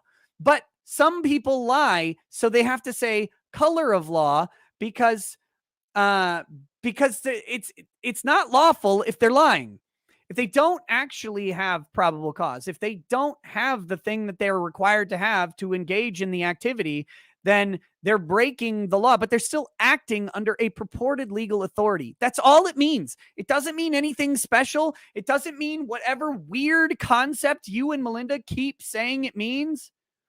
And Matthew Hardin can't act under color of law because he's not a state actor. He's a civil defense, in this case, attorney.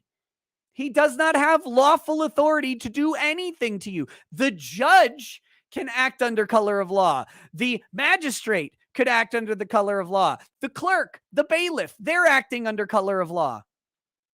It doesn't mean anything. The judge sitting on the bench every day is acting under color of law. Every time he gets up on that bench and makes a ruling, it's color of law. Doesn't make it wrong. Doesn't make it right. Just means he's acting within a purported legal authority. And until you get that through your thick, dumb, stupid fucking head, you're going to sit there and continue making bad arguments thinking that they're right. Marshall, I'm not making fun of you. I am making fun of you, but I'm not making fun of you to be mean. I'm making fun of you to try to educate you on this.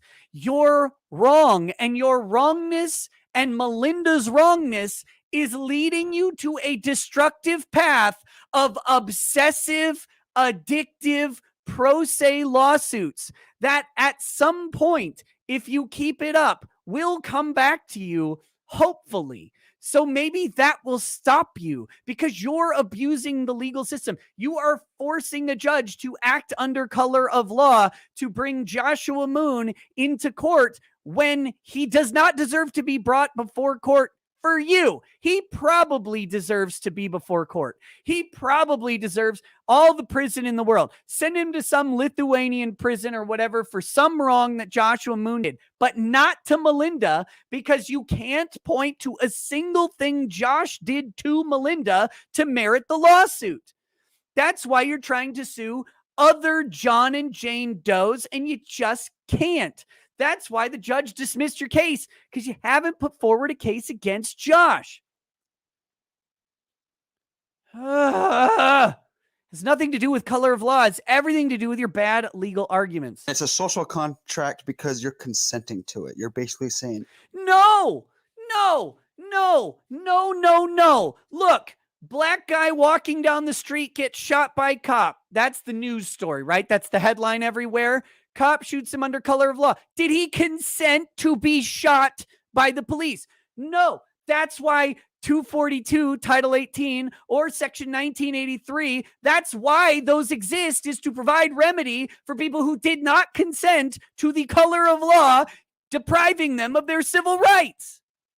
yes, I agree with these people because I didn't fight it. I'm consenting because I No. didn't fight back. Nothing to do with that. I didn't motion for dismissal. I didn't respond to it. I'm Nope. just going to pay the fine. Nope. That's a social contract because there is no law. That is not a social contract. There often is a law that has nothing to do with it. And yes, sometimes the cops do bad things. Yes, sometimes people give tickets for things that didn't exist.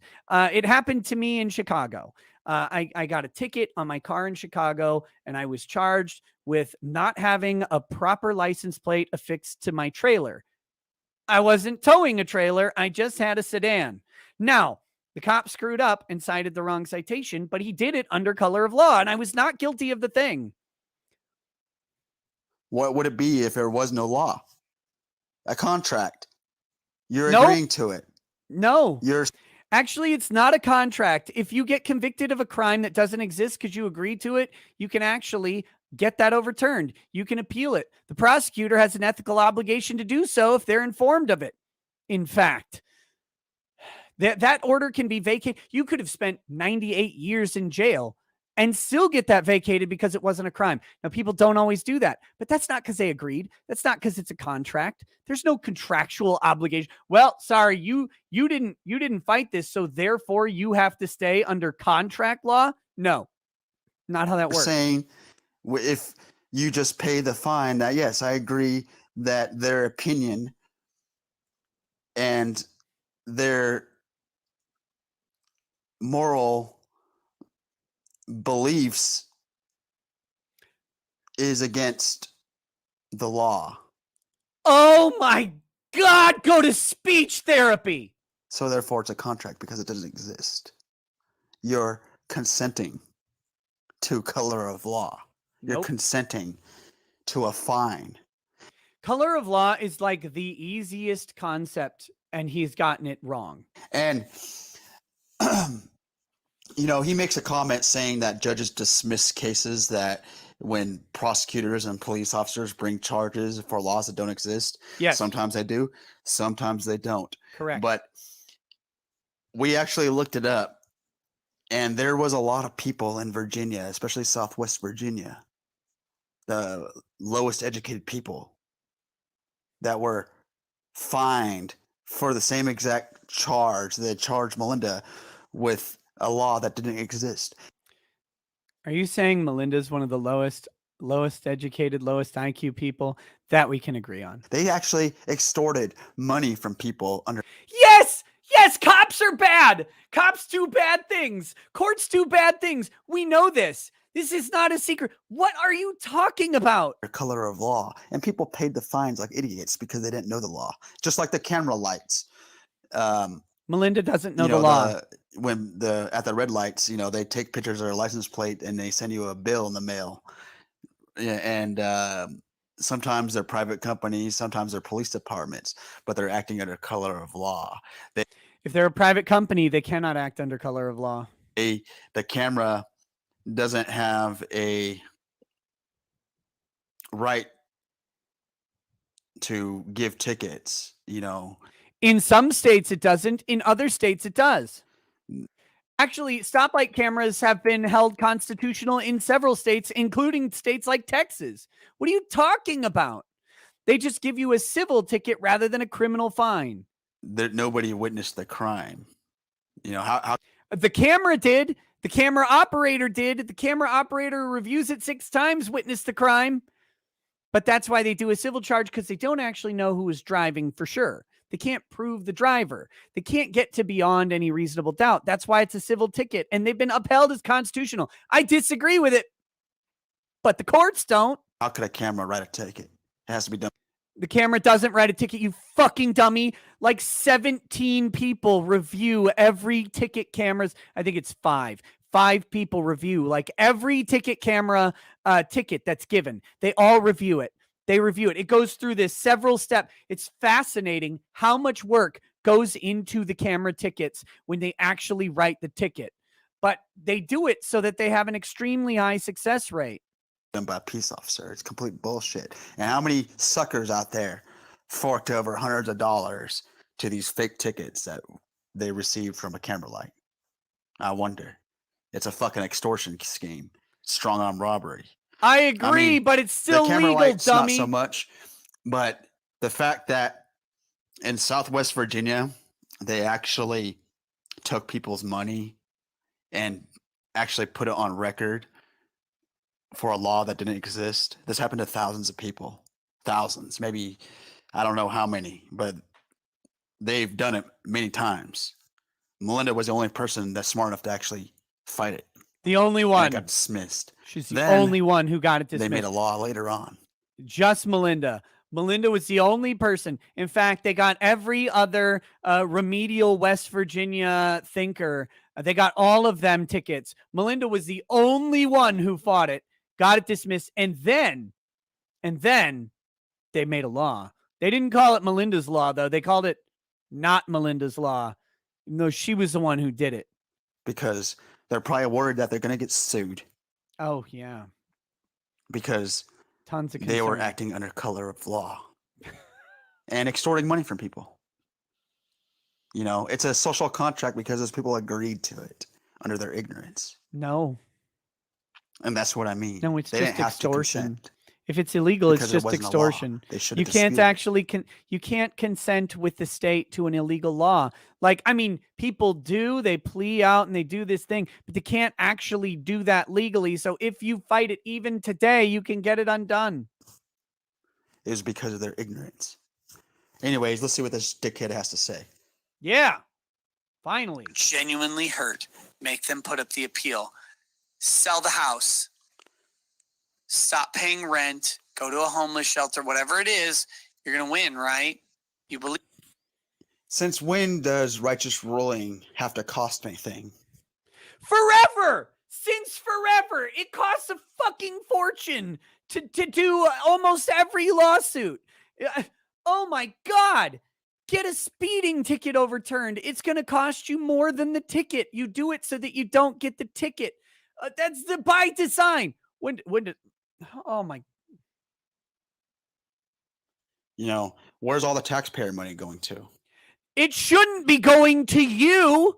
You guys are fucking leeches. You know, why does righteous ruling need to cost anything? You know what I mean? No. How about we just get rid of the entire fucking government? Why? Okay. I'll raise you your anarchy and I'll go full Ancapistan on you, motherfucker. Come on to my plot. My warlords will execute you. Let's do it. I'm with it. Why should we have to pay anything to get righteous ruling? Let's get rid of the government entirely. Why should we have to pay to get the government to decide our case for us? Wait, what?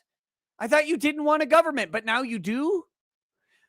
Believe me, Marshall and Melinda, you would not do well in a non-government. You can't tolerate having things said negative about you on the internet.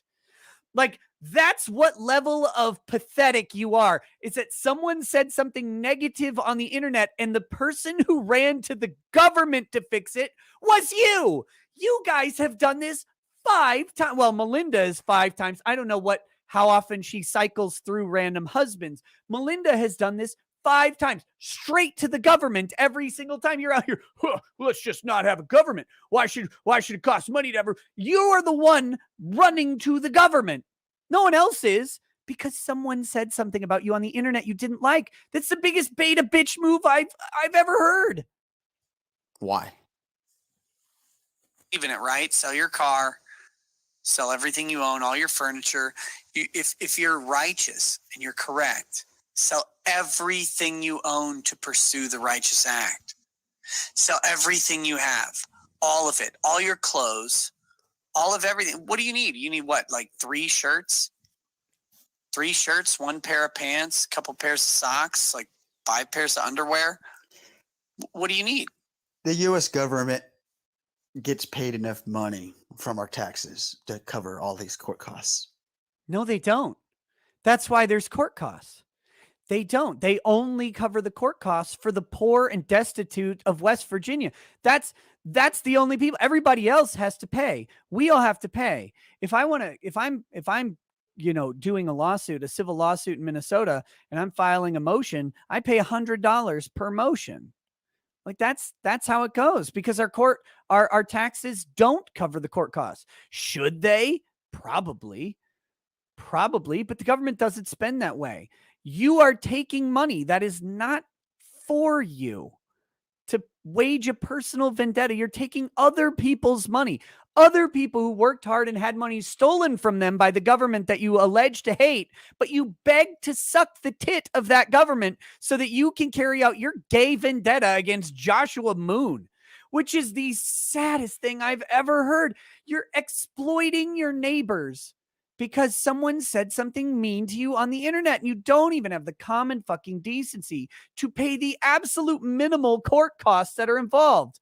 Again, a couple $100, except not with the way Melinda does it. She would be she drops so many motions, she would go broke.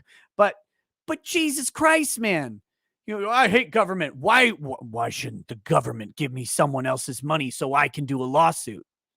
Listen to yourself. You are a government bootlick.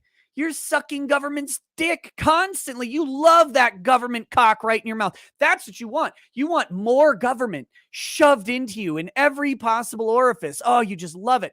Please inject some informa pauperis into me, Papa Government. Please give me other people's money. That's what I want. I really want to go after Joshua Moon. You're disgusting. You're pathetic.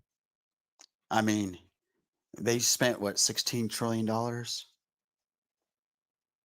What, I think the deficit's like maybe up to 20 trillion now. I mean, I'm going off of numbers from 2009. You know what I mean? I haven't looked it up lately. I have no idea. But why should anybody have to pay for anything to get righteous ruling? Why should anyone have to pay for anything? I don't know, because they do. Everybody has to pay for stuff, because our taxes don't cover the court system. In fact, our taxes are so inadequately cover the court system that they have backlogs because they don't have enough court staff to take care of it. That they have tons of it.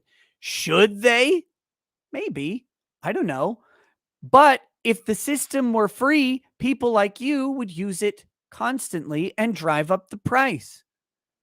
It's a minor deterrent to frivolity. But when they allow informa pauperis, those people, they still take advantage. You tell me that. Why? I just did. What does the purpose of a government? What is the purpose of the government to exist? Why the fuck should we pay taxes? What do we need a government for?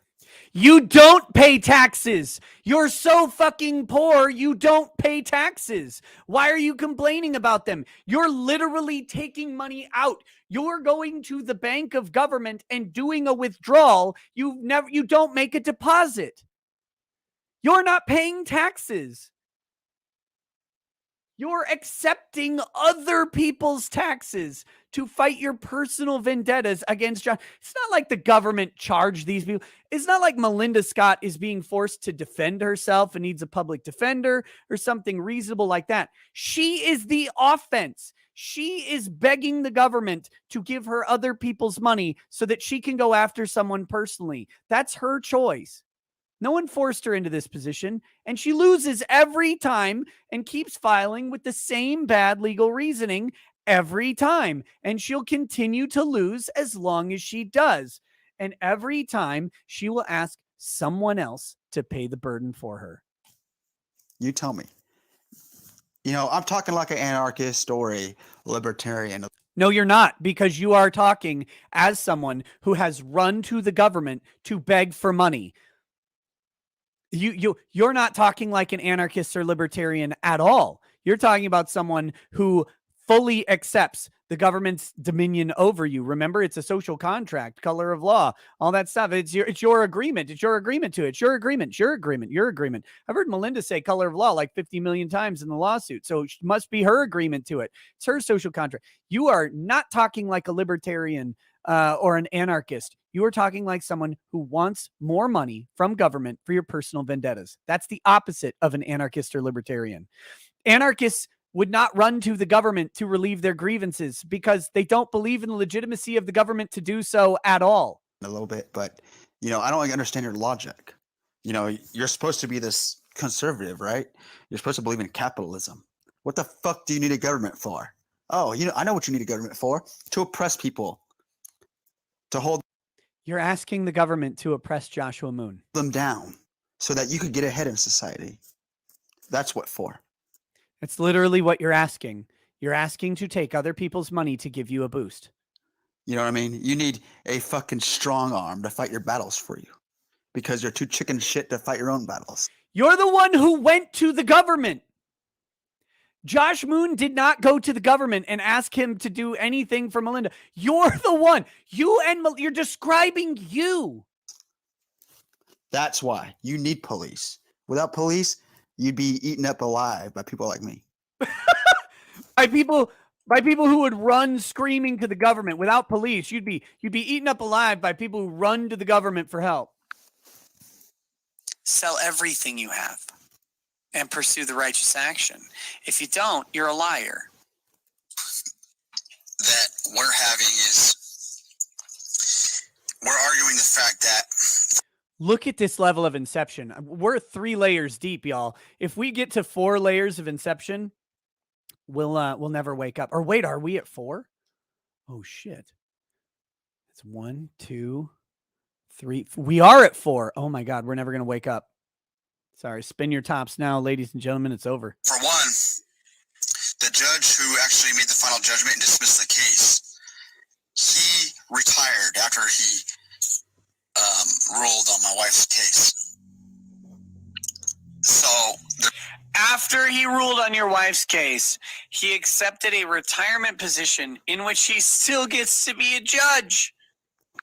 So why isn't Joshua's lawyer sending these motions to the judge retired then?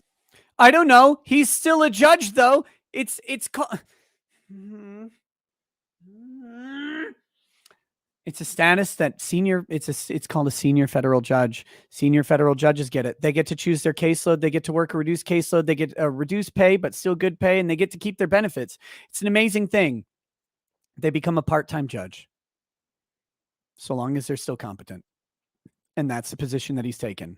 It doesn't matter if Joshua Moon is sending the documents to him. You're trying to attack the validity of the judge because he retired, but retired senior judges are still judges. They're still active. They get to choose to take as much or as little work as they want. But they're still judges. It doesn't invalidate the ruling. Why is he going to a magistrate? That we didn't agree to. It doesn't matter if you agreed to it. Magistrates review federal fucking cases. They review them basically 100% of the time. Magistrates review the cases. Magistrates make recommendations to the judge. Then the judge rules on them. That's how it works. That's how federal court works, because there's so many federal cases and only so many federal judges, and it's not enough. So they outsource it to magistrates to write opinions and make recommendations. And then the judge will choose to adopt those recommendations. Guess what? When a magistrate recommendation comes in, you can object to it. You can find problems with it. You can write a memorandum and say you disagree. It's how the system works. It's not Josh choosing to do it. It's how the system goes. You were notified of this. too. And why don't you explain why, if the case was dismissed and closed, then why is he still going through district court? Because there are issues that are not finished, like the fees and the appellate bond. They're not done. That's why. Those are done at the district court level, and he's done them within the rules, you moron. It's the fucking federal rules. Just read the rules. They're right there. They're open. They're free to everybody. You don't even have to beg the government to have someone else pay for your access. You can just type in Federal Rules of Civil Procedure. In specific, you could type in Federal Rule of Civil Procedure 54, and you could read why he's asking for fees up to 14 days after a final judgment, because he can. That's why. That's why. That's it. It's just the rule. It's in the rule. Just read the fucking rule. Just read the rule. Read the rule. If you're going to be in federal court, read the rules. When the case was dismissed and it was appealed to a higher court, he should be appealing to the appeals court, not the district, because the case was dismissed and closed with prejudice. That's what I'm trying to say here. The case was dismissed with prejudice. The underlying issues of fees and the appellate bond are not dismissed with prejudice. Those are still active, and they're decided at the district court level. Read up on retired judges, buddy, or just watch my video talking about it. It was his last act as a full-time judge, but he's now basically a part-time judge. I already know this, but they're trying to use a magistrate to go around the judge. They're not trying to use a magistrate. Oh, Jesus. God, fucking I'm going to die. My heart's going to explode.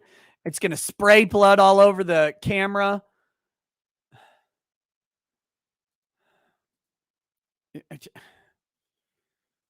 Oh my.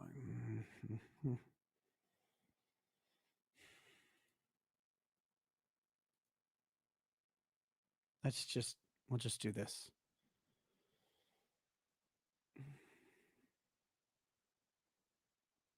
Let's see.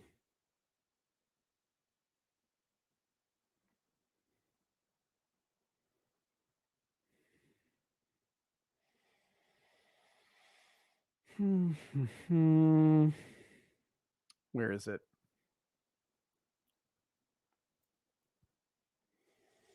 Okay. I am trying to...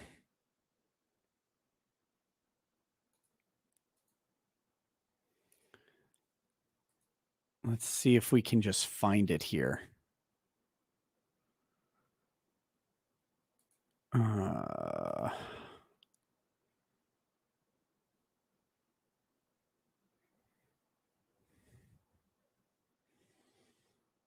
Okay, it's not those. Trying to find this stupid thing. Okay.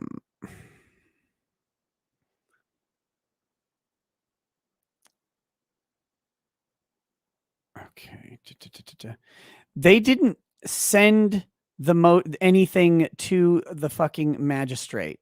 They send it to the court. They file it to the court. I'll just show you. I guess maybe I need to.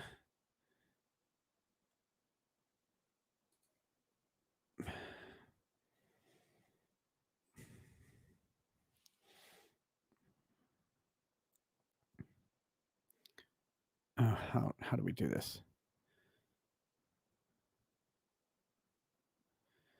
Let's see.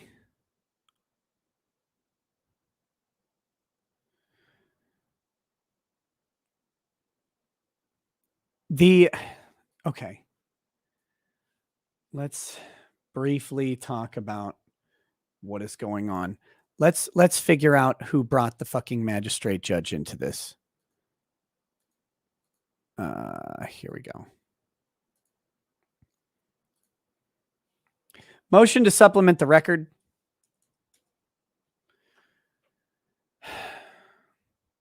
Now comes defendant Joshua Moon by counsel, submits his motion to supplement the record. In support of this motion, defendant Moon states as follows.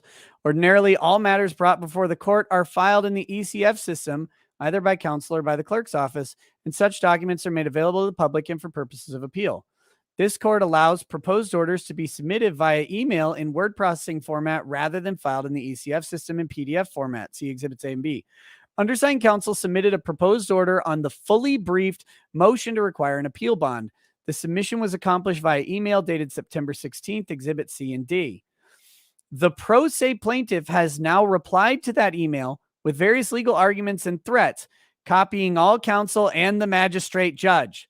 See Exhibit E and F. Such submissions, which are directed at the court and in which plaintiff makes legal arguments, ought to be made part of the court's official record to be made available to the public and the parties in the same manner as the rest of the record. Defendant Moon anticipates relying in part on the plaintiff's correspondence to the magistrate judge. Plaintiff's correspondence to the magistrate judge in his upcoming Rule 54D motion on appeal. They're not sending things to the magistrate judge, you dummy. They are sending things to the court. That's who they send them to. They send them to the court, and the court files them. And then sometimes a magistrate judge takes a look at them. Other times it would be the district court judge. It depends on the document. It depends on the local rules. It depends on everything other than what Josh Moon and Matthew Harden want. They're not choosing the magistrate judge. The magistrate judge chose you. They chose the case. They're who do it. I don't know how to explain this to you. You keep saying magistrate judge as if it's nefarious. It's not up to them, and it's not up to you who responds to these documents. The magistrate will make a recommendation. That recommendation will then go to a federal judge if it needs it. You have to read the local rules. Retired judges don't go away. They're just part-time. There's no judge right now Wrong. that's been appointed. Wrong. And they're actually trying to use a magistrate judge to make judgments on this case. And, you know, this Magistrate judges often make recommendations to district court judges. They can make recommendations, but they can't grant motions They unless can. both parties consent. Nope. They try to pull that fast one when I was going through the divorce court. That's I a already know the different game. court, you dummy. About how they should rule. That's it. And Divorce court is state level. That is a different type of magistrate than the federal magistrate. Oh my God.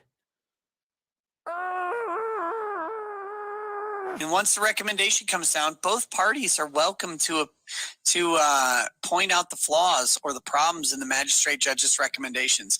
Magistrate judges don't make ruling on cases in. Yes, they do make rulings.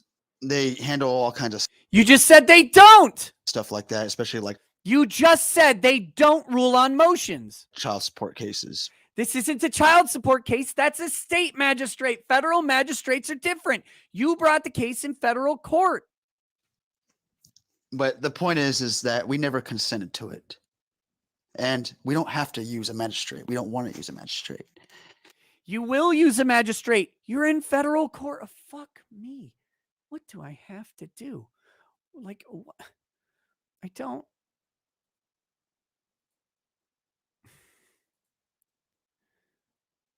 Let's go.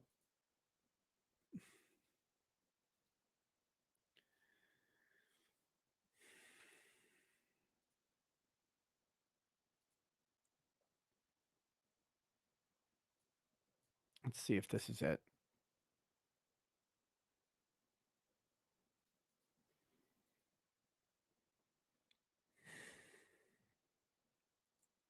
I don't know. I could probably just find a Wikipedia case if I need to.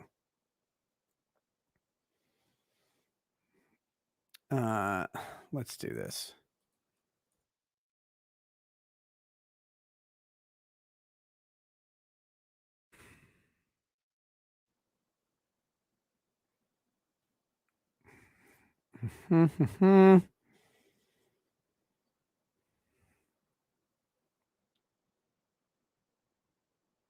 Let's see. I've never read this before. This is from uscourts.gov. We'll just see. Maybe I'm wrong. Maybe I'm the dummy. I hope so. At least he could get a win here if I'm wrong. That'd be great. That'd be good. I'd be proud of him. Magistrate judges, uscourts.gov, are judicial officers of the U.S. District Court appointed by the district judge of the court to handle a variety of judicial proceedings. Appointed by the district judges. They have authority to issue warrants, conduct preliminary proceedings in criminal cases such as initial appearances and arraignments, and hear cases involving petty offenses committed on federal lands. In most districts, magistrate judges handle pretrial motions and hearings in civil and criminal cases. While most civil cases are tried by district judges, magistrate judges may also preside over civil trials if all parties consent. That's presiding over the civil trial. You're not having a civil trial. It's over. You're in a motion hearing process. Your trial was dismissed. You don't get one. Maybe you read this and this is what you're thinking. You're wrong. You're not going to trial. Your trial is over. Your trial was decided on the merits with the dismissal with prejudice. Like other federal judges, all full-time magistrate judges are paid the same salary, regardless of where they serve or their years of service. Position and authority of magistrate judges was established in 1968. By federal law, magistrate judges must meet specified criteria, including at least 5 years of membering and standing of a state or territory's highest court bar. They must be vetted by a merit selection panel, blah, blah, blah, blah, blah. In addition, there are a small number of part-time magistrate judges who serve 4-year terms. Magistrate judges handle pretrial motions and hearings in civil and criminal cases. Those are not trials. Those are not trials. You don't need to consent for this. I don't know what else to tell you. I don't know how else to say you're wrong. You just are. And it's embarrassing.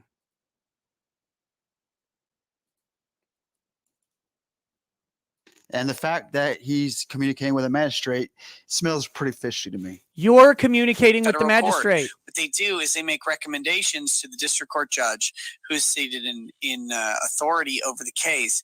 That district court judge will choose to either adopt the recommendations of the magistrate or not.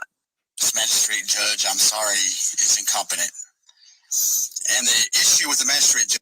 I'm not slandering the magistrate. I have actually had experience with this magistrate before when I got arrested. That's why I think she's incompetent, because she is very narrow-minded, especially when it comes to law enforcement. Color of law. And people working for the state. When I got a resisting arrest charge, the magistrate. Look at this badass. Brought his marshal out of the streets, got fucking checked on it, apparently. Good job, you moron. Jesus.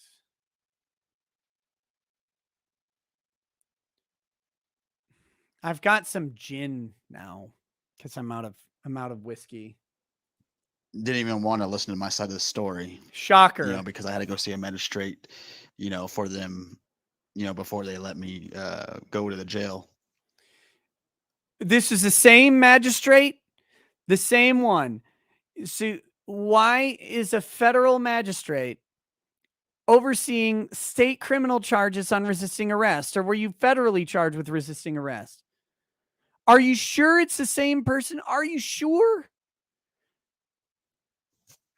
And the magistrate decided if the cop had a probable cause to arrest me, and which he didn't. The only thing I did, the only thing I asked the cop when I got arrested was, what gives you the right and authority to tell me what to do? And the cop got pissed off and fucking wanted to slap handcuffs on me. I didn't break any fucking law. It was an unlawful arrest. It was completely unlawful. You know what I mean? So you beat the charges, right? Like, you beat the charges since it was an unlawful arrest. And I was assaulted by the cops too. And you won your 1983 claim for being deprived of civil rights under color of law, right? I mean, what? You know what I mean? And the magistrate would not listen to me. And this is why I think the magistrate's incompetent. I know who she is already. Oh, so you lost. So they did have legal reason to arrest you, apparently. Judges, both parties have to agree to use a magistrate instead of a judge. Incorrect. Or the magistrate judges will be null and void. Incorrect. Because a magistrate doesn't have authority to rule judgments on any kind of case. The magistrate is not making a ruling, they're making a recommendation. The district court judge is implementing the recommendation. You see, No, we don't. since the judge retired and didn't set an appeal bond and dismissed the case is done. Nope, you appealed it. Melinda appealed it. She appealed it, but to appeals court, a higher court. So why the fuck is he still motioning in district? Explain that one. What? Because it's Federal Rule of Civil Procedure 54. That's why. It's the rule. You can't blame him. You can't motion for district court fees in appeals court. That would break the rule. You have to follow the rules of appellate procedure, and your appellate fees are distinct from your district court fees. That's why he's doing it. Look, Marshall, I know you're a big dumb retard, and it's great because you're out there kicking everybody's ass, except when a cop comes up and completely cucks you and you have to go to jail like a bitch. I got it. You're a big fucking strong guy. Let me speak very clearly. I'm not going to insult you or anything if I can manage it for just a minute. It's Federal Rule of Civil Procedure 54, the recovery of attorney's fees.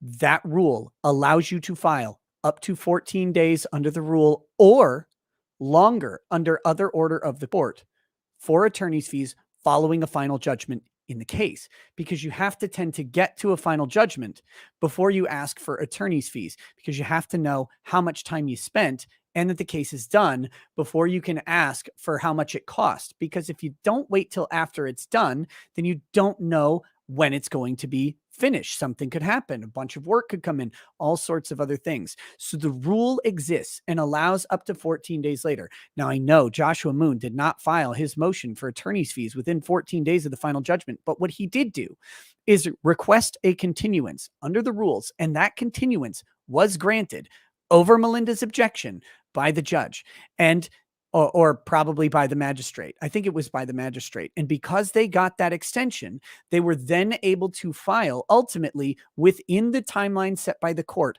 under the rules of civil procedure. Everything they did is within the written down rules of civil procedure.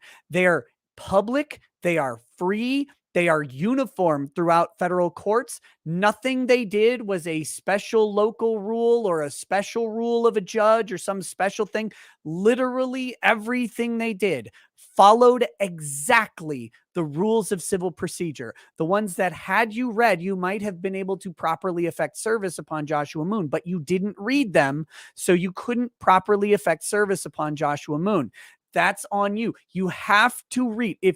This is one of the reasons people hire attorneys, is because the attorneys are more familiar with the civil rules than you are. So they don't have to spend as much time reading, but you don't have to have an attorney. The rules of civil procedure are plainly written. They're actually very intelligible. It's a rare act to have Congress endorse a set of rules that is intelligible to the average person. And the federal rules of civil procedure very clearly laid out these timelines and these processes and what you do. The fact that you don't understand it is why you should have an attorney rather than a failed paralegal running around suing everybody with Kabbalistic Jew powers. That doesn't actually work. That's not a real thing. And I'm sorry that you don't understand it, but buddy, you don't understand it. And no amount of "I used to be a tough guy on the streets" is going to get around the fact that you can't follow the basic rules that literally everybody who accesses the federal system has to follow. Every single person has to follow the same rules. You're asking for special treatment. You're asking to not be every person, just like you're asking to have someone else pay for your lawsuit. But you're doing that under the rules. The rules allow for informa pauperis proceedings. Bet you read those. Bet you read all the rules about getting other people's money. You just won't read the rules about how the actual process goes. That's why he's filing it with the district court, because he can't file it with the appellate court, and he's within the timeline of the rules in district court. That's why, because the rules say so. They're rules. They're there. They're there for you. Use them to your advantage instead of losing to them. Gives him the right to appeal in a case that's been closed in district when He's it's been not appealing appealing. to a higher court. He's not appealing. That's all I'm saying. He's not Case appealing. was done.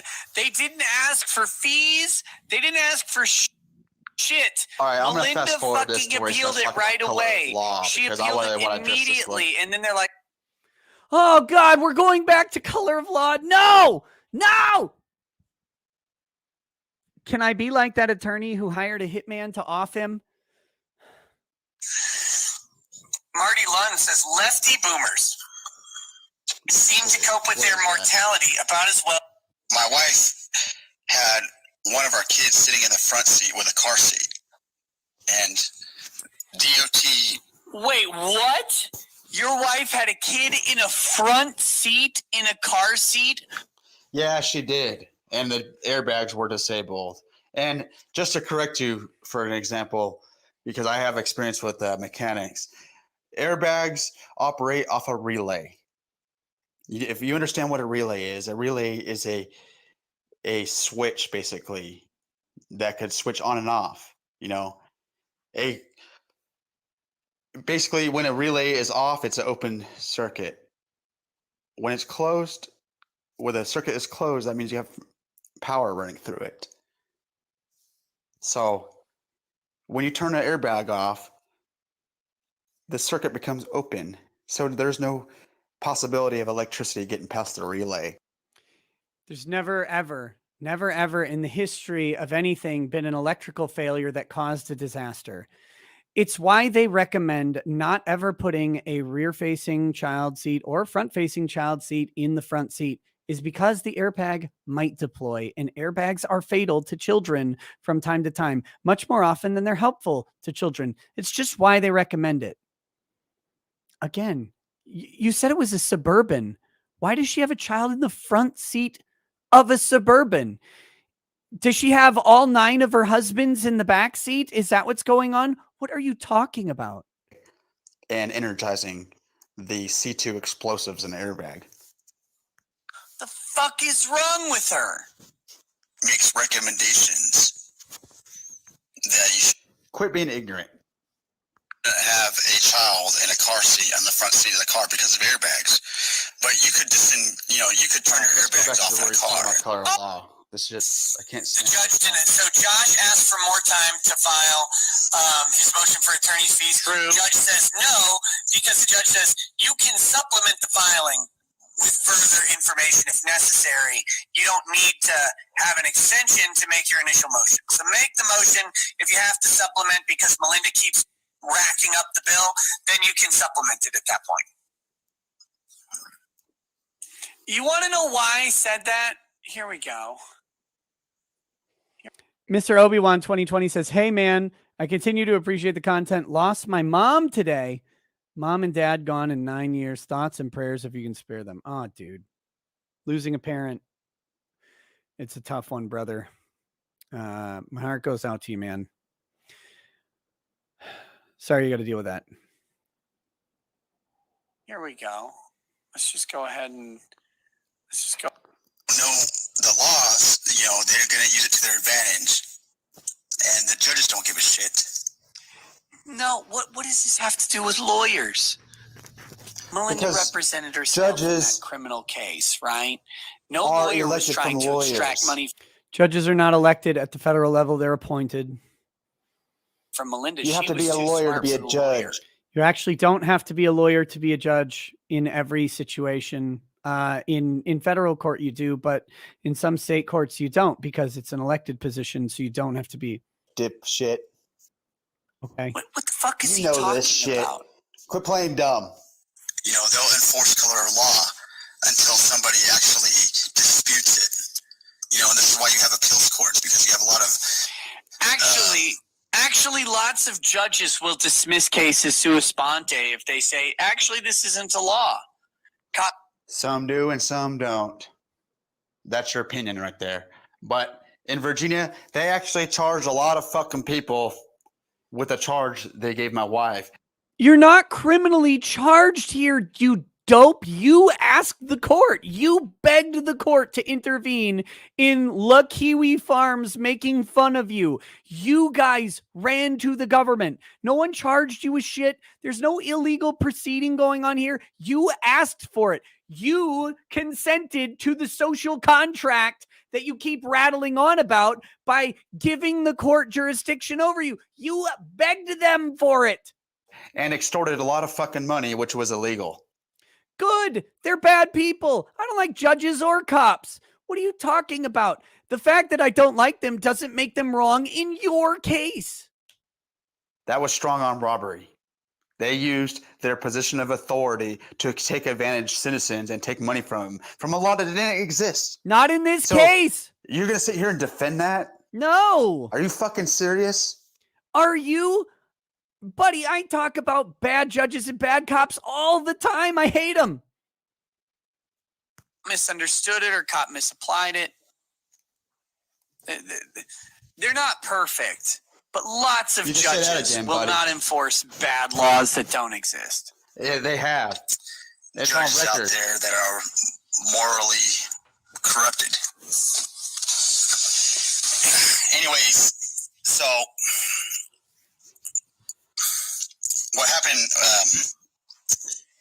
My wife had one of our kids sitting in the front seat with a car seat, and I'm going to fast forward this a little bit. Wait, what? Your wife had a Yeah, you got to fast forward because we already talked about this. God, you're an embarrassment. kid properly disable an airbag in a passenger seat. I don't believe her. I don't think she can do it. I have no faith in her ability to protect that child. Now, I don't want the government to step in. I don't think based on color of law, because they were trying to. that's not color of law. And if she won that motion for dismissal, it's not color of law that won. That was the court ignoring her retarded assumption that color of law as a phrase mattered. Enforce a standard which never existed in the books. There was no law. She didn't break any law.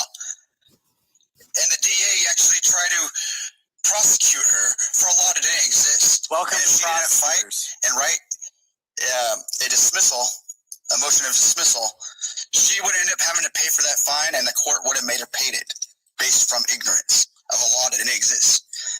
And after that happened, Virginia just made a law, I think it was last year, making it illegal for a child to ride in the front seat in a car. Gee, I wonder why Virginia did that. Good job, Melinda, getting that law passed. Seat. But before that happened, when my wife got charged with it, there was no laws on the books. They were using color of law. They were not actually using color of law. That's Yes, they were. I hate everything. Using your ignorance. There's no law. Didn't break a law. So this is what Melinda means when she's talking about color of law. See, the lawyer is trying. Then she's fucking stupid if that's what she means when talking about All color right, of law, let's because that has nothing look to at do the with color definition. of law. Color I did. Look, I just pulled up the definition, homie. of law. Let's look at the definition of what color of law means, Nick. Why can't you do that for your viewers? Why do you got to sit here and try to spread misinformation? I guess he's going to be real surprised when he watches this one and we pull up the definition of color of law and he's absolutely fucking ass blasted into orbit about it because he has no idea what he's talking about. That has multiple definitions, Oh, now there's multiple definitions. Oh, okay. but the context that we're using it is correct. Nope. So don't get twisted. I That was- actually bookmarked this for us. Let's say, Let's see what he says. Here we go. hurry up, internet. Yeah, let's get there. Color of law. This is uslegal.com. Watch the best part is that he's going to read the definition that I basically said, but he's not going to understand that he doesn't get it. Color of law refers to an act done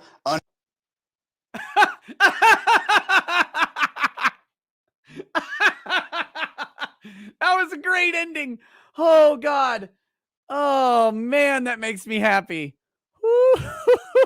That was way funnier than I thought it was going to be. Oh, Jesus. I did not know that was coming. Oh man. Anyways, The next one is shorter. He picks back up where he left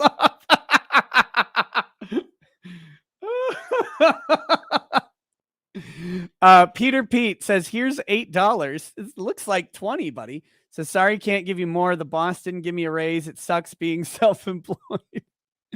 Thanks, man. I appreciate it. Mandy Carvica says, mechanic here. You can't turn off a relay. You have to physically remove them. And if you remove a relay, you turn off more than an airbag. But you can turn off the airbag with a turnkey override. He's dumb if he does this.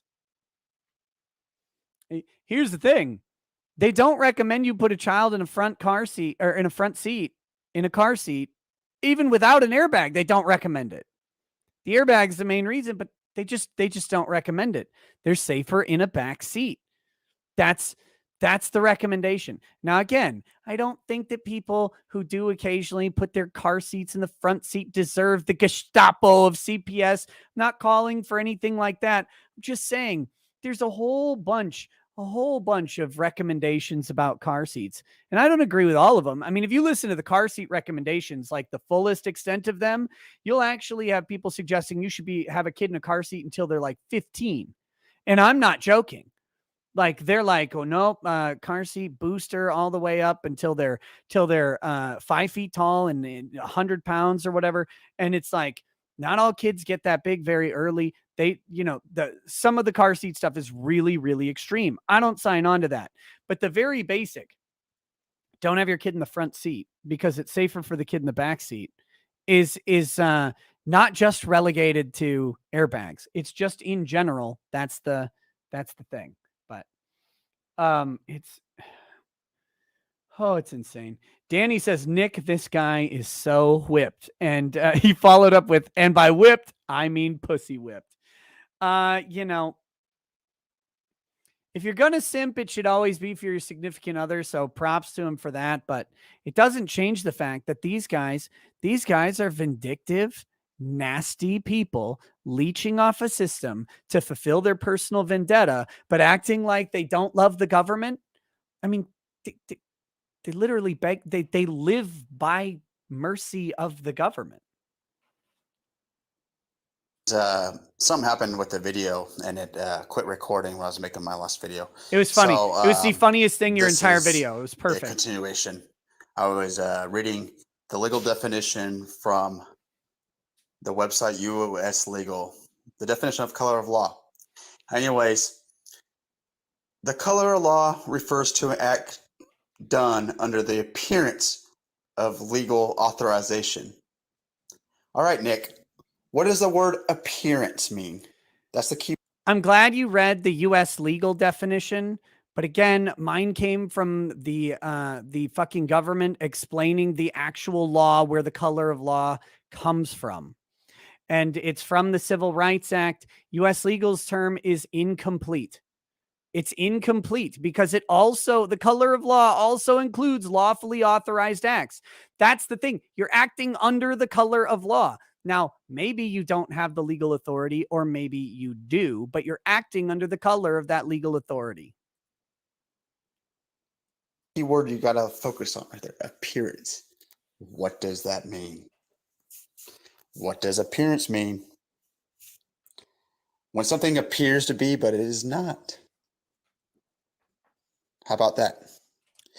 Actually, no. Appearance does not automatically imply that it's not. In fact, there's an appearance of a chair over there, and there happens to be a chair there. It works both ways. So you've actually got just the basic definition of appearance wrong. Appearance can appear and actually be true at the same time, as we discussed going over the definition from the U.S. government about what they meant when they wrote down color of law. The courts made that bullshit charge against my wife. Oh my God. For a law that didn't exist. This charge against his wife. An appearance of a law.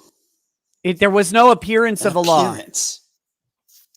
If the law didn't exist, there wasn't All right, an let's read the appearance of definition. one. Color of law refers to an act done under the appearance of legal authorization, when in fact no such right exists or existed. It applies when a person is acting under real or apparent government authority.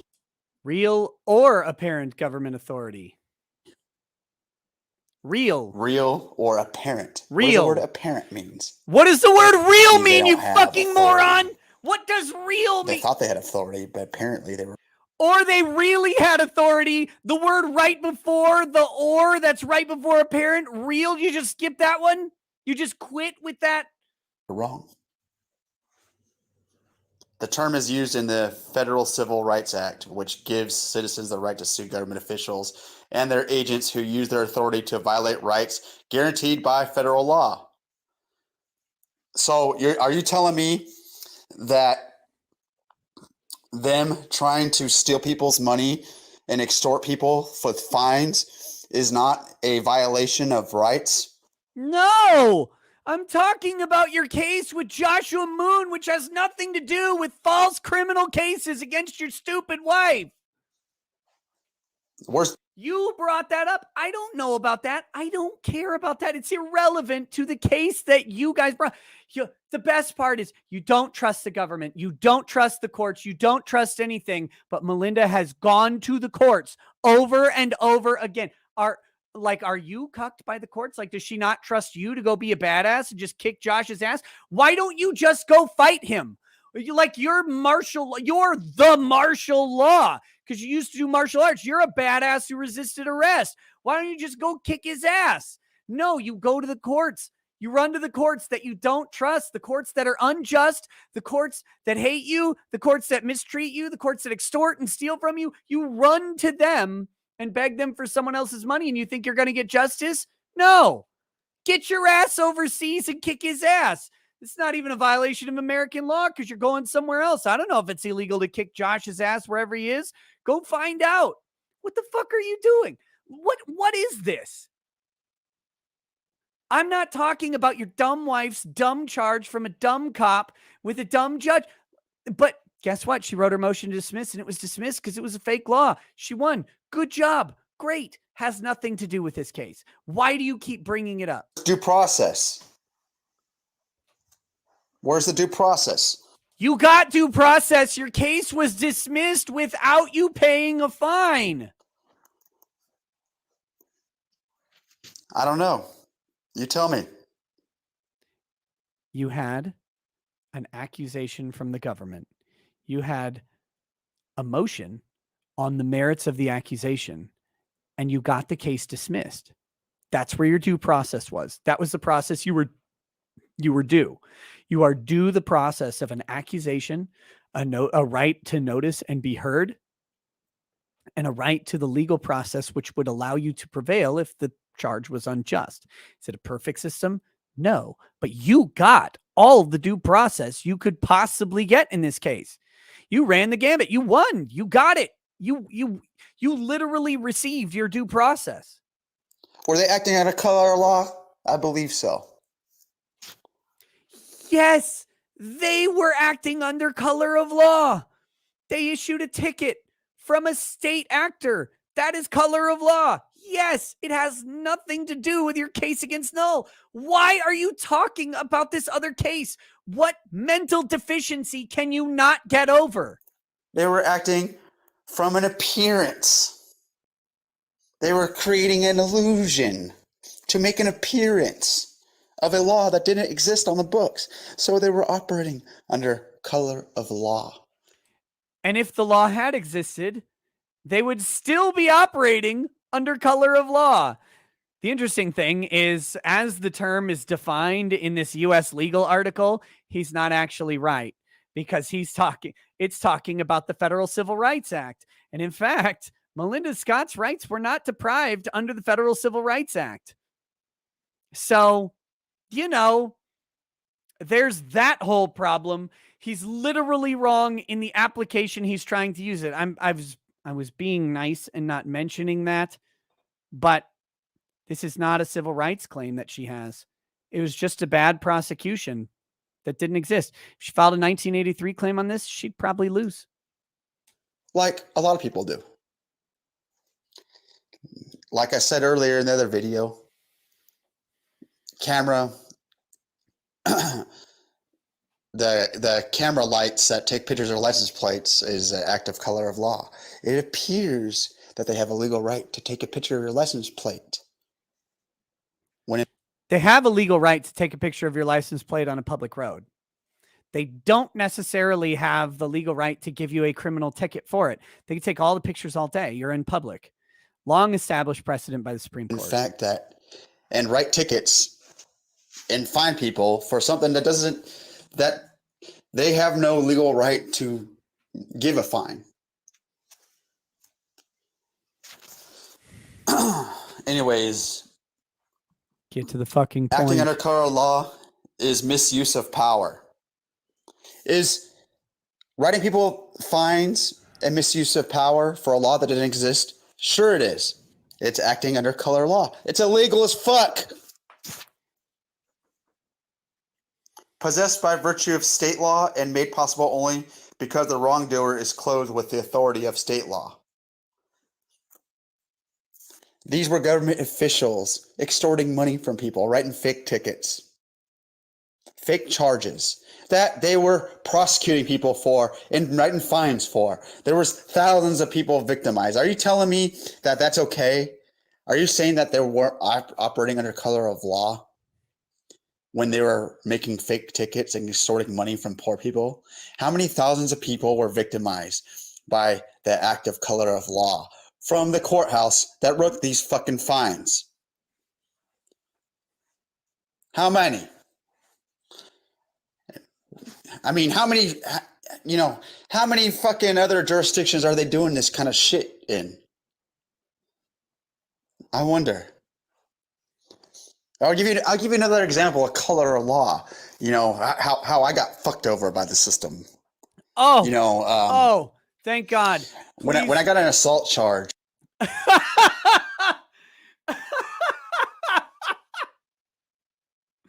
Please tell me more about your criminal history, you fucking weirdo. Oh my God.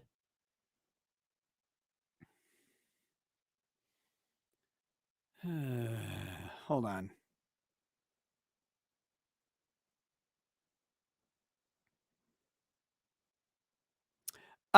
So I don't know why they quoted this. So over here in acting under color of state laws, misuse of power possessed by virtue of state law made possible only because the wrongdoer is clothed with the authority of the state law.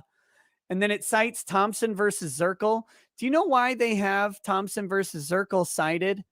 It's because a guy sued his private attorney for acting under color of law and lost. If that's funny to you, it's because Melinda and Marshall, the ambiguously law duo, are saying that Matthew Harden, a private attorney, is acting under color of law constantly. But the reason that line exists is because it's only made possible if the wrongdoer is clothed with the authority of state law. But Matthew Harden and Joshua Moon are not clothed with the authority of state law. He literally unintentionally got cucked by a random citation to a random website that he picked out. It's embarrassing. It's so poetically beautiful that even in this, he's talking about color of law, the whole point of the citation of this website that he read as support for his position actually points to the opposite principle that he wants. The reason I was just letting it play is I was looking it up just to see, because I'm like, what the fuck is this citation for? You always got to ask, what case is this for? What is this citation trying to say? Because you can clip words out of a case and make it say a whole lot of stuff, but that doesn't mean it's the thrust of the case. In this case, the case was dismissed because the guy sued his private attorney who charged him more than he said he would charge him. Here you go. Wasn't color of law. You don't have a claim there. You might have a breach of contract claim or something like that. Not color of law because it's not a state actor. Danny says by system, he means Melinda. And Josh Moon and Matthew Harden are not state actors either. You know, I had a shitty fucking public defender. Oh, yeah. It's always someone else's fault when you assaulted someone and got charged for it and went to prison. Okay, Ethan Ralph. You know, that didn't fucking do shit for me. Weird. Yet another example where you encountered the law and you begged someone else to pay for it. And didn't really defend me very well. So I fired her. And, you know, I wanted to represent myself because, you know, I just didn't think that the person that was defending me was capable. You know, they were just trying to, take a plea deal. Take the fucking plea deal. I don't want to defend you. You just take the plea deal so I can get paid. Hell yeah. Dealing with you? Probably. And you can get fucked over. That's what they wanted me to do. So, but here's the issue I had when I represented myself. I was incarcerated. You see, you know, I couldn't get bail.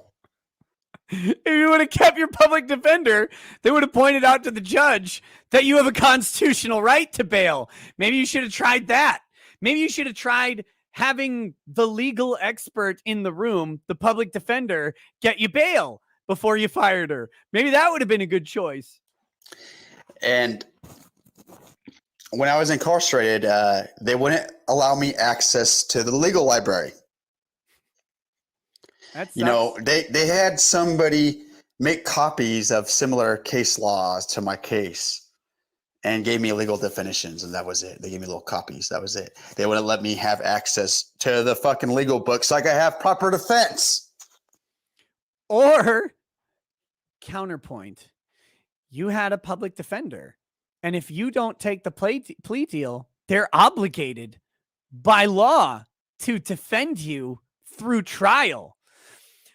Counterpoint to your issue is you could have at least had an expert who had access to a law library paid for by the state at their fingertips on their own computer.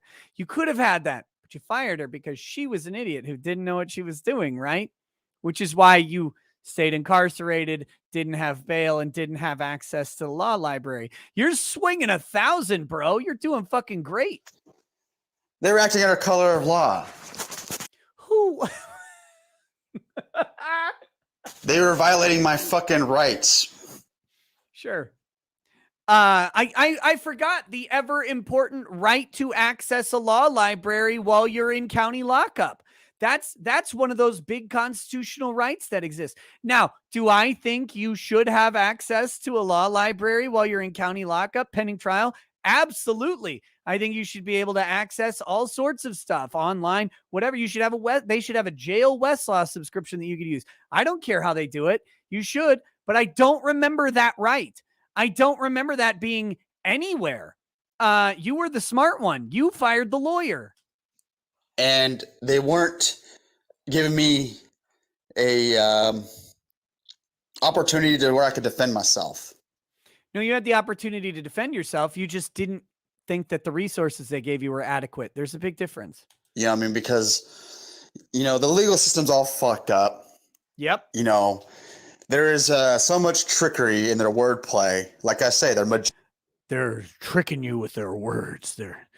Those words are confusing magic spells. Magicians, they use word magic. You have to know their definitions. You have to know your case law. You got to know all this shit so you can have a proper defense. Yeah. Because if you don't state certain things in certain ways, we all know they just fucking dismiss it. Or they will use your ignorance so you get railroaded and fucked in the ass. Yeah. You know?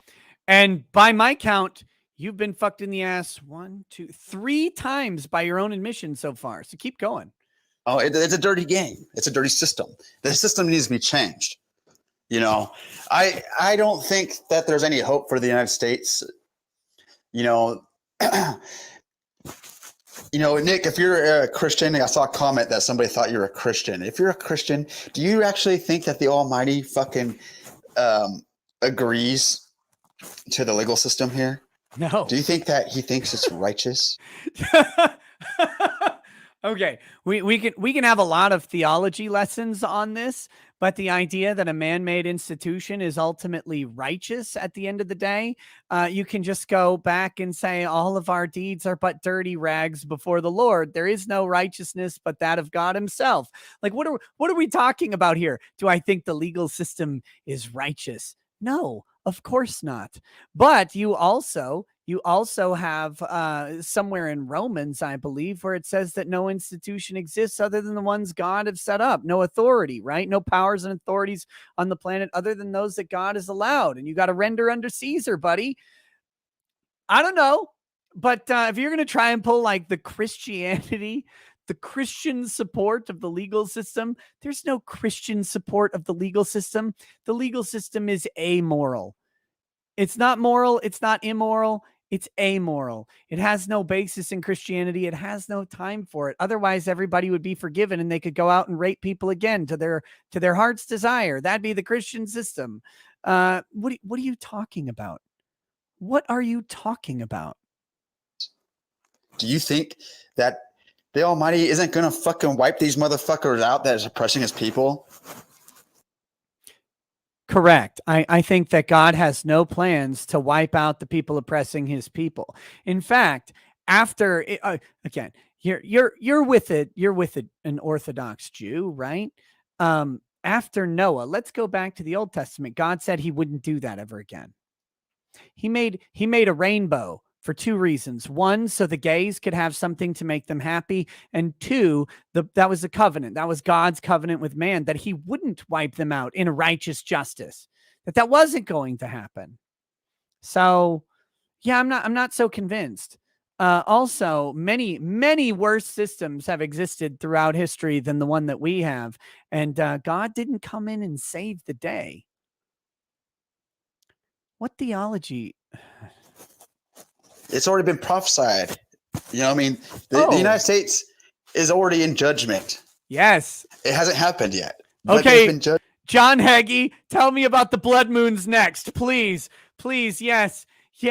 I need some. Let me go to Liberty University immediately. Oh, let me get Christ pilled real quick on how the judgment of God is coming down on the United States.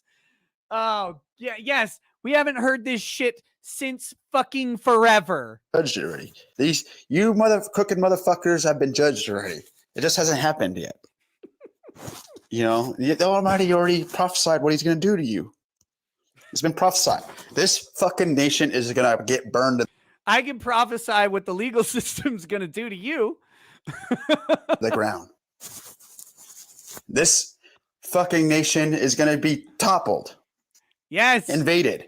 And the irony of it is all the dirty goyim will be removed, right? the nation that's going to do it, none of you motherfuckers are going to guess who it is. I know who it is. I read the prophecies. He knows.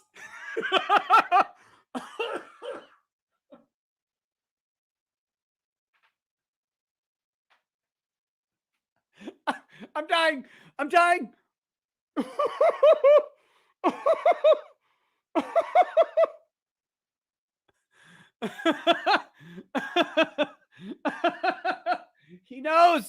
He knows. He read the prophecy. Oh, Jesus.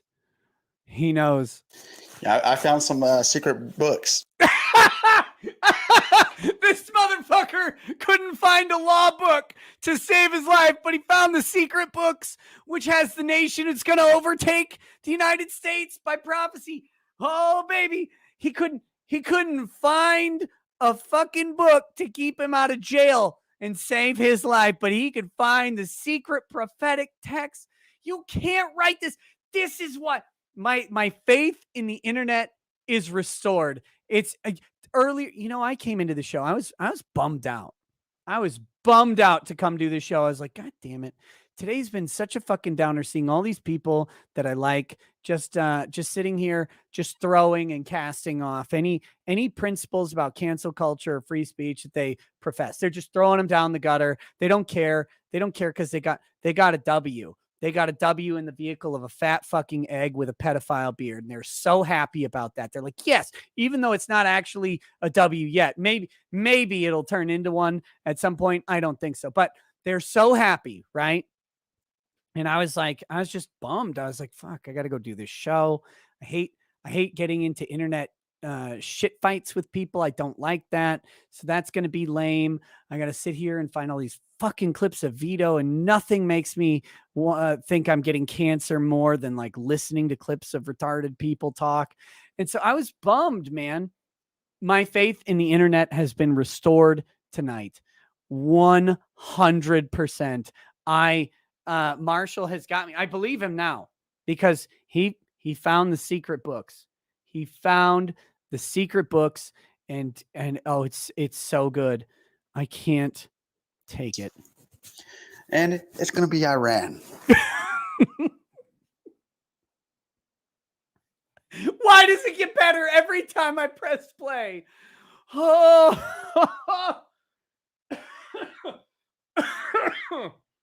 oh God.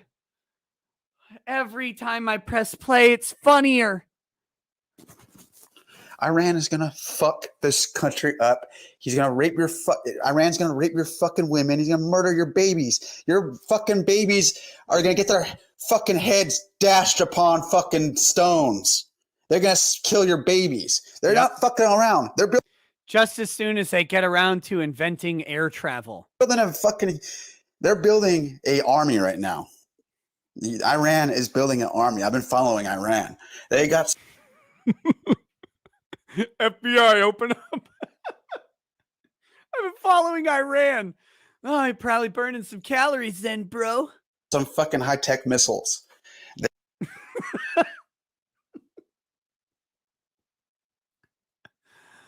Oh, Iran has high-tech missiles. Iran can't even hit Israel with missiles. Like, it's right there, and they can't even hit Israel with missiles. They are tough people.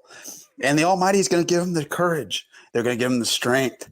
And when they come, they're going to fucking kill all you motherfuckers. Not him, though, because he's martial law. He's gonna resist arrest.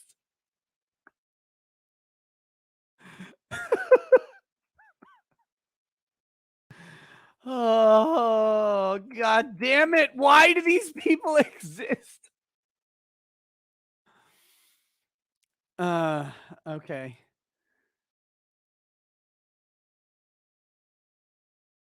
Let's see. Hold on. I'm getting some fast stats here. So Iran's total army is 610,000 with some reserve. We have, let's see. The combined competent strength of the U.S. Army was 1 million soldiers. Just the Army. I don't know what the rest of the armed forces size are. What's the rest of the armed forces?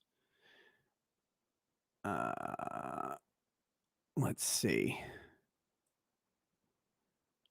Do we have personnel?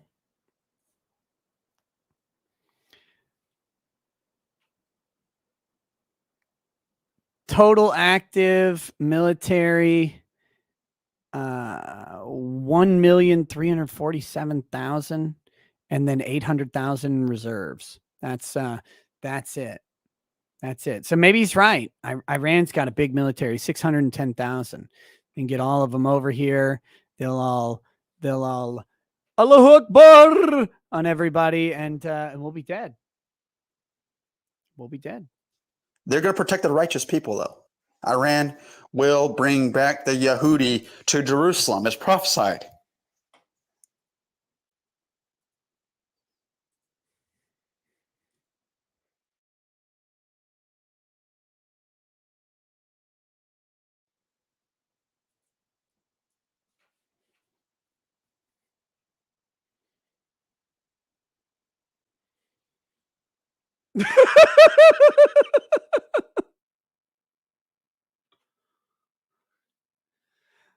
Iran is going to bring the Jews back to Jerusalem.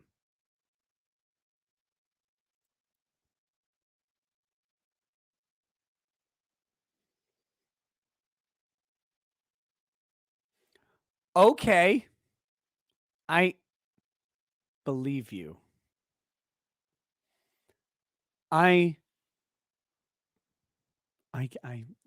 What? I got no rebuttal. I got no citations on this. But the prophecy says Persia, but Persia is what Iran used to be called. I mean, probably the same thing. I mean, Persia, modern day Iran. I mean, if you call a Persian an Arab, they get really pissed off and defensive about it. But I mean, they're probably the same, though. I mean, it didn't say Iran; it said Persia. Kind of seems short-sighted of the prophecy to not understand that the Persians would lose dramatically to the fucking Arabs, right? Like, kind of seems like an oversight to the prophecy. I don't know. Maybe the Persians are going to make a giant comeback and overtake the Islamic State of their nation. Maybe. But, maybe not. I have no idea. Mandy Carvicka says, I don't understand why you rag on him. Seems like a perfectly stable young man who would never assault anybody. He's so articulate, clean, mentally stable, tech savvy, and innocent. Shame on you for laughing at him, Nick. Look, I have a habit of laughing at people. Iran is modern day Persia. And you guys are going to get fucked up. The Almighty doesn't give a fuck. It's amazing that when the prophecy he's referring to was written, Persia was the world's superpower. I mean,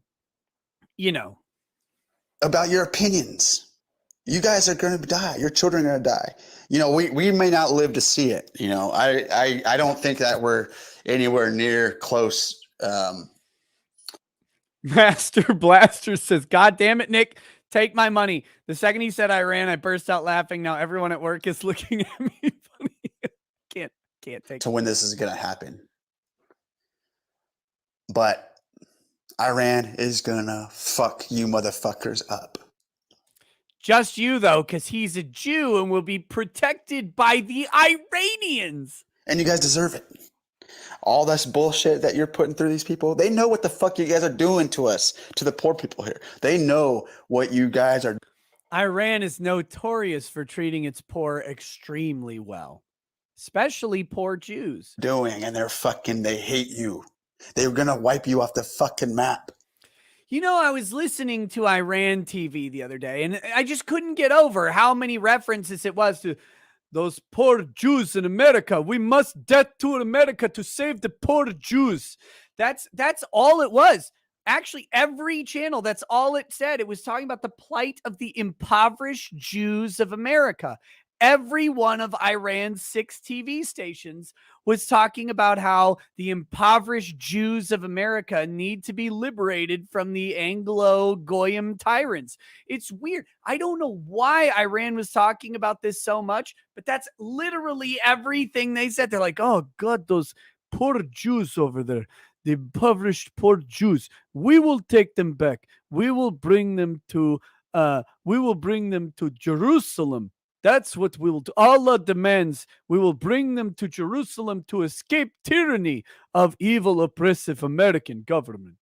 That's what they were doing. I mean, it was amazing.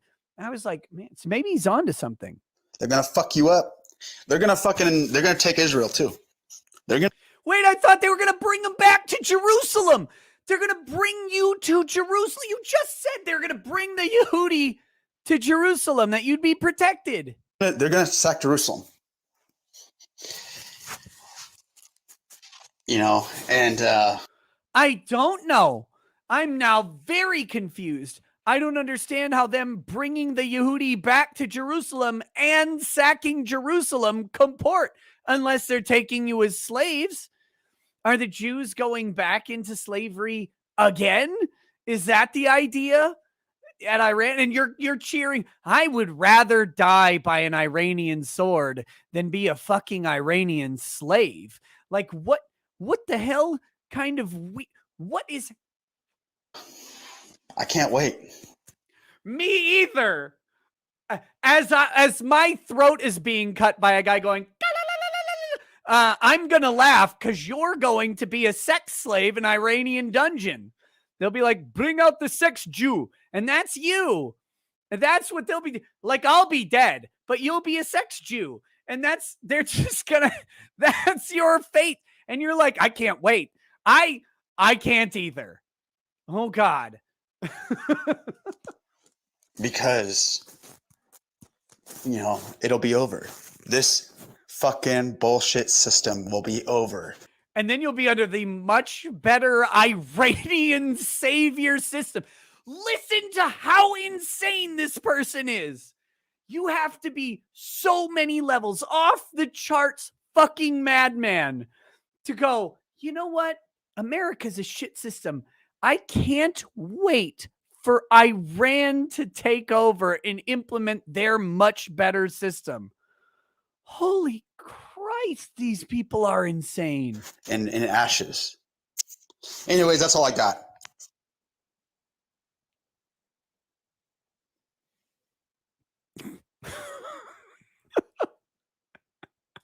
There you go. There you go. What the hell else? What can I say after that? How do I follow that? That was brilliant. That was one of the best YouTube videos I've ever seen. He should cut the first 5 minutes of it, frankly. The last 5 minutes was absolute gold. Oh.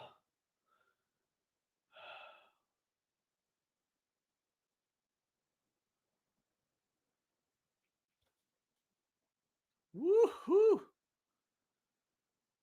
Oh man. God, I want to have like a Jewish conspiracy YouTube channel, and I want to clip the last half of that, strip the audio, replace it with video of like, I don't know, awesome war pictures or whatever, and then like frames of the medieval the European knights losing in the Crusades, like some of that spliced in, and just have that last 5 minutes where he explains that Iran is coming to take over the United States. That would be, God, that would be great. That would be a gold video. And it'd be like, the Yehudi are coming home. That'd be the title of the video. Yehudi are coming home. That might be the title of the YouTube channel. If you could only weaponize this type of autism for money making. It reminds me, have you guys ever seen that movie Cheaper by the Dozen? I think it was. Steve Martin plays a dad, and he's a football coach, but he's got a shitload of kids. He's got like 12 kids or whatever. And there's one scene in Cheaper by the Dozen where one of the kids soaks, I think it's Ashton Kutcher's underwear in meat. They soak his underwear in meat while he's taking a shower or something. And then he puts his underwear. It's very implausible, but it doesn't matter. So then when he's around the dogs all like chase him, and they're just after him, and the kids are laughing. And Steve Martin has to discipline. He has to discipline all these kids. He's like, you can't do this. That's disrespectful. It's very bad. And then he disciplines the kids, right? Very stern. And he sends them away. And he turns to his wife. He goes, they soaked his underwear in meat. If I could just harness the creative power and use it. Like, he's dying. Because where do you even come up with this idea? Where do you come? It was great. That's every time I see an insane person on YouTube with like 100 views, like this thing's been viewed by like 90 Kiwi farmers, right? Like 90 people have watched this video, and they're probably all on the farms. And that's fine. But I'm like, buddy, if you weren't recording, like doing a stupid screen record, and you had some good graphics in there, and you cut off the first 5 minutes, which was absolute insane ramblings, but boring insane ramblings, you just had that last 5 minutes of gold and said, Yehudi, you're coming home. Like, it seems like a 1 million view video to me. Maybe I'm stupid. It seems like you could turn that brilliant idiocy into something amazing. You might have to cut out like the parts where he's arguing with me and just talk about the prophecy. Just clip out only the prophetic parts and talk about what's going to happen to US. Like US will burn at the hands of ... That's the video title. Channel titles, Yehudi's coming home. Million views. Look, I can make it so that you and Melinda never have to ask the government to pay for a lawsuit again. Just let me consult for you. Give me 5% of what you make. You're going to make way more than me. Way more than me. I will help you. This sounds like the greatest YouTube channel. All I need is you and Melinda's combined insanity. And we need to distill it down into 5-minute videos. Oh my God. It would be great. It would be great.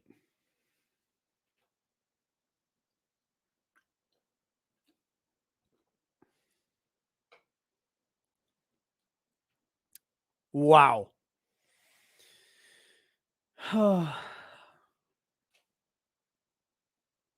Not everything is.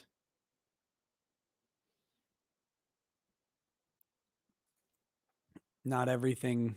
Nothing can ever be as funny as reality.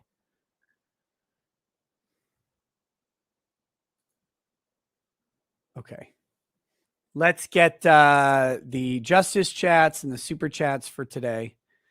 And then we'll wrap up. Sorry, guys. I owe a lot of Twitch hours. I know, but I'm still playing real life catch up off of YouTube.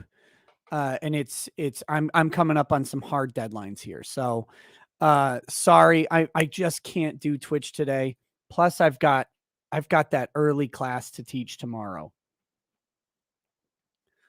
We're almost at 1,500 likes though, and then I'm obligated to have another drink, which is dangerous because I've already had several. But I will read all the chats here. We've got, where do we start? Colonel H says, the more I argued with Vito, the better I came to know his dialectic. First, he counted on the stupidity of his adversary, and then, when there was no other way out, he himself simply played stupid. Gradually, I began to hate him. Oh, of course, you guys passed the 1,500 like mark. Abnormally average. I am fully recovered from the coof. I mean, I will cough on occasion. I had a case of pneumatitis, which is a lung inflammation. They gave me a steroid. It knocked most of it out, but I occasionally will cough. But it's like, I might cough like 4 or 5 times a day. Okay, here we go. Yeah, well, Vito's just dumb. I don't know how else to say it. Pepsi Man says, Vito is not principled free speech advocate. He's just defending Netflix because he wants cuties too, due to being a pedo. Bad Dragonite says, without a hint of sarcasm, when I saw that Twitter clip earlier, I didn't recognize Vito at first and literally thought it was some autistic dude freaking out over his broken sign. I had originally, someone tweeted a picture of Vito to me at the with the sign at the rally, and they said, what do you think of this or whatever? And I tweeted back something like, I think they should stay away from children, some pedo joke. But then I thought to myself, I was like, that looked like Vito, but there's no way that was actually Vito. So I deleted it because I didn't want to call some rando person a pedo. And then it turned out it was Vito. I should have left it up. I now regret that, but I genuinely, I thought about it and I was like, oh man, I just assumed that was Vito because it was a fat moron. But why would Vito be at a protest? And then all the news started flooding in. I was like, oh my God, no, that was him. It's too bad. Too bad. Silky Johnson says, Nick, I have a buddy that hates Alex Jones and approves his mass yeeting. He used the same "it's their platform and can remove what they want" argument, tried to point out that how that's a bad thing because speech is important and all angles should be heard. Yeah, you can't though. He says, and it should be up to the people whether to engage it or not. Like all things, his main point was the Sandy Hook thing, but I said he's allowed to have those opinions and 230 protects the platforms, but that's ignored. And it was a Democrat gay op too. Here's the thing. Alex Jones has retracted everything he said about Sandy Hook and apologized for it. He said one place, he said it in his deposition, he said it was a type of psychosis where because the mainstream media and mainstream sources were lying so much that he was automatically willing to believe everything was fake, that anything they reported on as true was untrue. And he said that that's not who he is anymore. He apologized. He said that's not what he believes. But no one will grant him that apology. No one will allow him to live down that he said that parents of kids were crisis actors. No one will do it. Everyone will hold that against him forever. Which is a shame, in my opinion.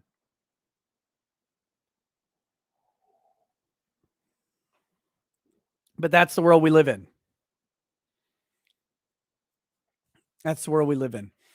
Unanswered question says, so did Vito menstruate over Alex Jones showing up on Tim Pool's show all those times? Or the time he was on Steven Crowder's show? I highly doubt it. So why did he get sand in his gigantic Kraken mouth vagina over him being on Friday Night Tights? You know the answer to that. Because Vito has tried to get on to Friday Night Tights. And they have never had him on. That's the answer. That's all you need to know. That is why Vito was salty at Nerdrotic, because he has asked him, please have me on the show. Because Vito wants to be included in the group of people talking about it. He talks about it in the Dick Show interview. I didn't play that clip, but it's there. If you go watch that hour-long segment of me versus Vito, it's on the Dick Show YouTube page. You can go find it. It's really simple. Nick versus Vito, I think is what it's called. And you can check it out. And he says, I asked them if they could be on, or if I could be on their show, and they didn't let me. And he didn't ask to be on the Alex Jones show, to clear that up. Some people thought he asked to be on the Alex Jones show, and they said, no, that's not the show. He asked to be on the show in general. Friday Night Tight cycles through a lot of different guests. They have a broad range of opinions that come on. They have a whole bunch of different people. Vito's salty because he got rejected. Now he calls them all stupid, grifting retards, right? That's his defense, right? Well, they're just stupid grift. Vito has personally asked them to be on the show, and they said, nah.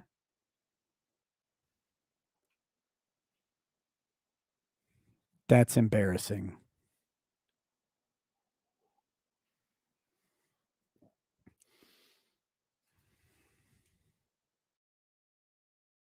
Okay, next. Cal Clay says, hey, Nick, if you could give us a laugh, please watch Paradox Dev QA. It's only 58 seconds, but it makes me smile at how easy young people break down. It's retrospective humor, only 1-month-old meme. Also, I live in Calgary, like Makowski, government or anarchy, which has freedom. What the fuck?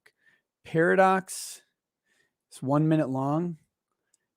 Paradox Dev versus QA. Let me see if I can find it.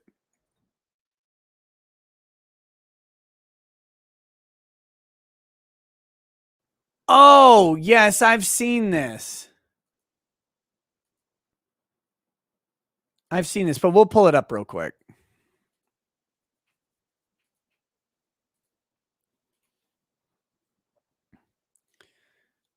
All right, here we go. Let me put my headphones on. Oh, fucking hell, I didn't share the audio. Hold on.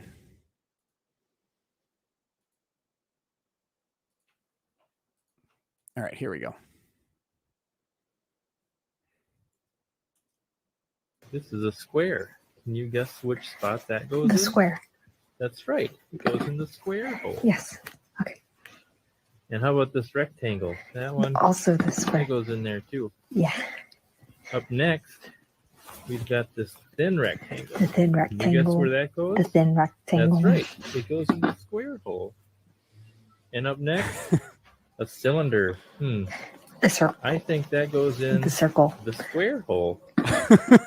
Now, we've also got this semicircle right here. Do you see a slot that would fit The semicircle. semicircle? The semicircle. That's right. It's the square hole. Okay. Up next, the triangle. We know what hole that goes The into, triangle. right? Triangle. That's right. The square hole. And up next, we have the arch. The arch. The And arch. you guessed it. The arch. It goes in the square hole.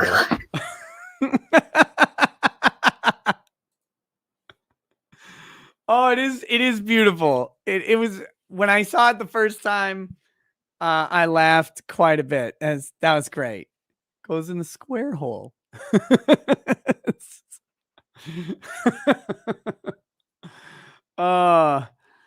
Okay. So there you go. Thank you, Cal Clay, for bringing that up. I do enjoy that meme video. Not applicable says, what are you dunking on Piggo the Piggy Boy, Vito? You mean why? Because he's a disingenuous pile of trash. Not applicable says Vito's real name should be Porky the Porkwit. Mario Carter 13 says EVS to Eichenwald. Thanks for support, but no thanks. Really? Not applicable says Porky the Pig is more principled than Vito and is him. Not applicable also says, wonder which sock account Porco is watching on, by the way.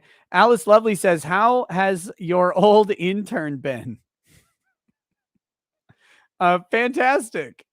Joha Wa Al Himar says, hate speech should be mandatory.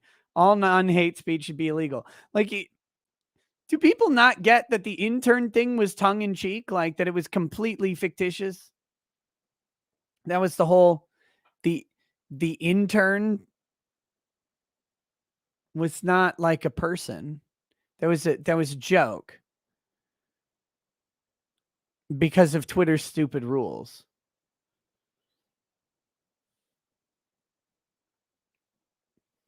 Yeah, that was that. Oh boy. Not applicable says Porcus already deleted 2 of my comments. He also says Vito's gravity influences all optical equipment. Terra Cannon 876 says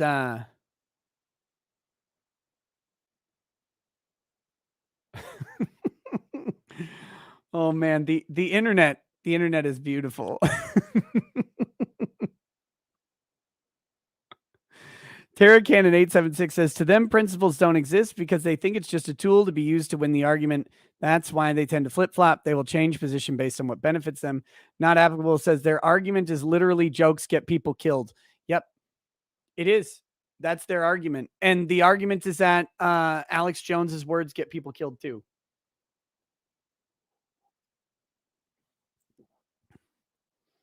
Awig, I did not admit to ban evasion. I have not broken the rules of Twitter. On my Ricada Media account.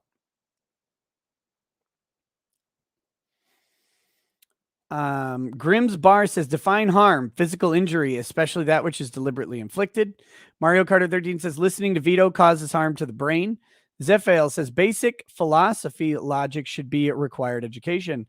Yu Coidal says, currently hypothesizing his stance.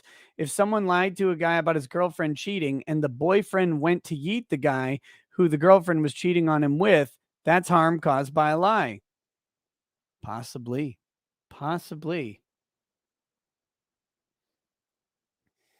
Genshiken 2006 says, Vito should be canceled for being around in public, being morbidly obese because it says that being fat has no health consequences.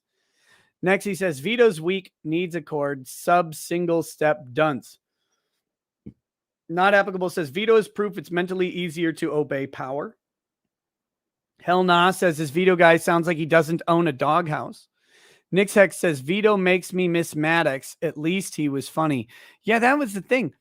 Maddox was so broken as a person that it was funny to listen to him because you're like, people can't, like, he must be joking. It was actually kind of sad when you found out that Maddox was serious.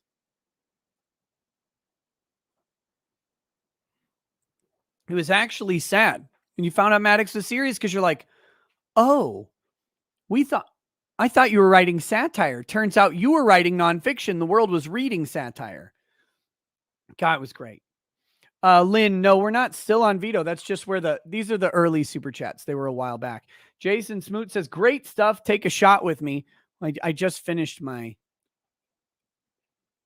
gin. I do not need any more. Thank you.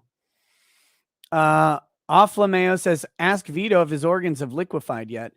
Speaking of that, but not that, did you guys see that they put a pig kidney into a human? Did you guys see that shit? I do not want a pig kidney. I don't want a pig liver. I don't want a pig heart or whatever. Fuck that shit. No, thank you. But yeah, they put a pig kidney into a human and it worked. It worked.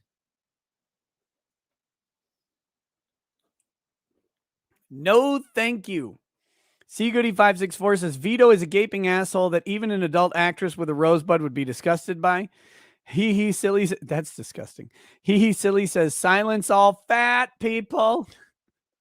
Kenny Jones says, experience tells me that the internet as a whole doesn't care about principles. Right and left are irrelevant. Only amusement is a determining factor. Yep. That's what this whole first part was about. Zevale says, happy birthday to Andrew War Snowboard. Andrew, it's your birthday today? Happy birthday, you bastard. Cars in Depth says, did you see how Dick Masterson counter-protested the Netflix, LGBTQ, et cetera, employees? Yes. We spent a lot of time talking about Vito, who's got most of the attention, but Dick was there as well, and that's good. See, the one thing I'll say about Dick is he is consistently anti-cancellation. That is one thing that Dick has been completely consistent on. And that's good. He does not embrace the cancellation of people or their things that I've seen. Maybe I missed it if he did. Jason Smoot says, BS, take another one. Well, how can I turn that down? You guys promote healthy behavior.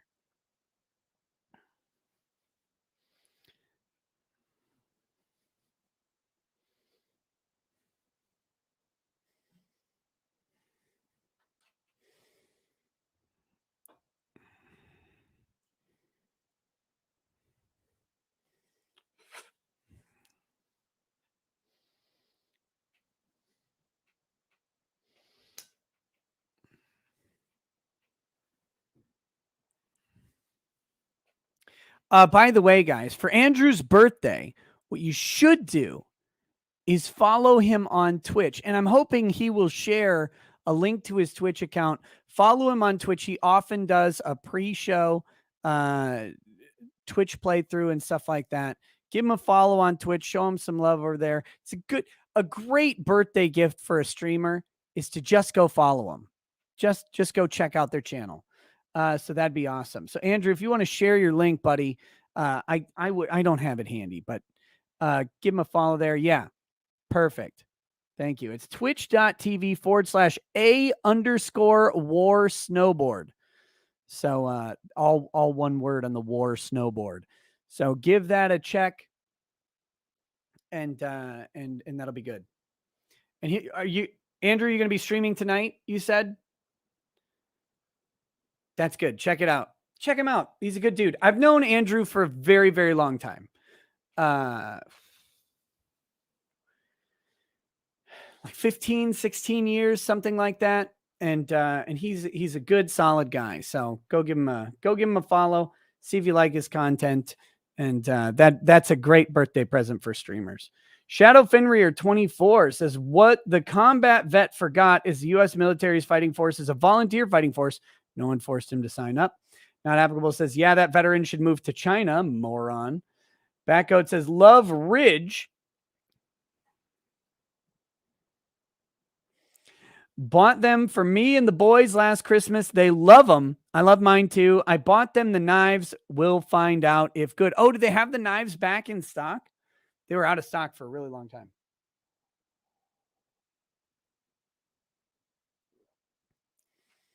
Delacourt says, if your cards have a tap pay chip in them, when you check out next, try tapping your wallet to the pin pad. That's how you can check it, though I would recommend it only contain one such card. Mine only does. So that I'll give it a shot. I'll test it live.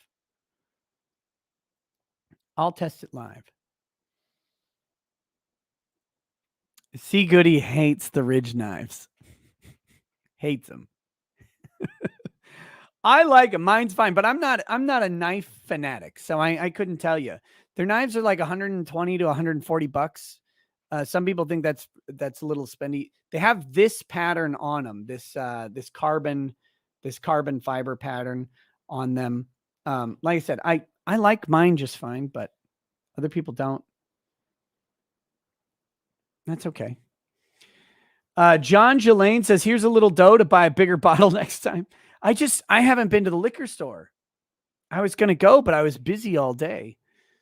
I was working. I did a video on Artur Pawlowski. It did terrible, absolutely terrible on views. If you didn't get a notification of it, it's about how Canada has killed free speech. And if you give that a look-see, you know, I'd appreciate it if you happen to miss it. But yeah, I did a video on that, and then I did live chat Wednesday, and then after live, and I was writing and researching during and after live chat Wednesday, and then my wife informed me that we had dinner guests. It's like, oh, so I have to try and make dinner. So I made dinner, and then we had our guests over, and then you know, they left, and I had a few minutes before the stream, but that was me clipping video. That's okay. Angry Baneling says, Nick, Dune 2021 is solid. I give it 8 out of 10. Watch it. It's out? I didn't think Dune was actually out yet. Nick's Hex says, Kermit voice doing a Trump impression.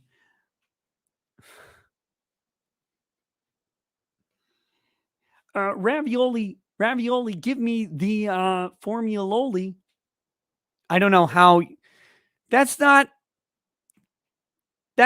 a Trump impressionable line for the Kermit. That's very weird. Yellow Flash's genetic material says, does Flash have to beat the brakes off you to get a Chad Dad stream, or does crying during Gundam disqualify him as a Chad Dad?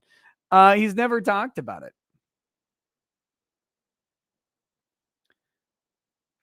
Oh, damn. I didn't realize that Dune is out. I don't look at what's out in theaters. I never check. The Ridge knife went up to 160. Damn. Last I checked, it was like 140. Not that that's a huge difference, but not applicable says we would know because China would have nuked her by now. Tech Priest Alex says, hey, Nick, I must ask you the important question of the internet. What are your top 3 monster girl types? I don't even know what types of monster girl there are. Is there like the tentacle one? Like the cat one, the demon one. Like what are the monster girl types? I don't even know. So hit me in the chat with those while I read others. Not applicable says had a lot of past tense there, pal. Mario Carter 13 says suddenly Melinda looks better by comparison. Maybe that's his job. Maybe he's supposed to go out and look dumb so that Melinda looks smarter. Naga. Oh, the snake lady.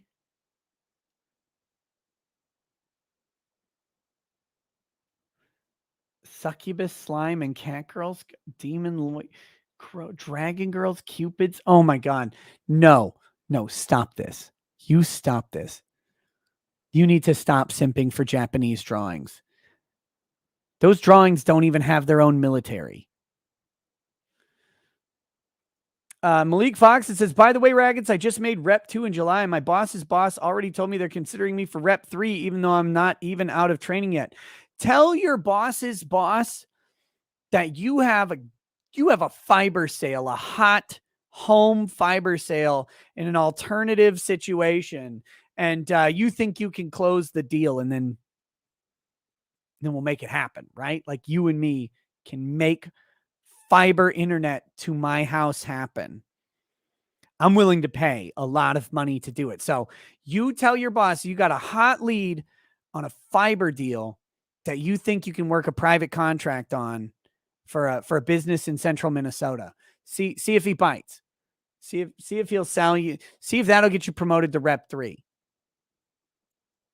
Malik says, I see he took my advice to start pausing when he makes an argument against the video he's referencing. It's not completely hopeless, just stupid. Funatsu 96 says, Utah man didn't pay too. Mario Carter 13 says, Informa Gov penis. Not applicable says, wait, Marshall says he's a ravenous criminal then? I mean, he describes several criminal charges that he lost. It's all the government conspiracy, though. William Endo, Google Fiber is not out in my area. I would take any fiber. I really want a 1 gig upload. I really want a 1 gig upload. I'd take 100 meg upload, but I really want that 1 gig. One down, one up. Damn. For streaming, oh, it's amazing. Not one of us says, is it possible to become a judge without being a lawyer first? In some jurisdictions, yes. I think I could be a judge, but I don't think my soul would survive being a lawyer. Some jurisdictions will allow you to be elected judge without a law degree, without a law license. It's rare. It's hard, but it does happen. Starlink doesn't do gig up, and it has some latency stuff that I'm curious how it'll work with streaming. I just don't know. Blink says it might cost you 50 grand, Lamau. And like this is my business. This is what I do. Having the stability and the upload rate of fiber is extremely valuable to me, and writing it off as a business expense, not the worst thing in the world. Not the worst thing in the world. We'll see. We'll see. I mean, I don't have 50 grand sitting in my bank account right now. I don't have it right now, but you know,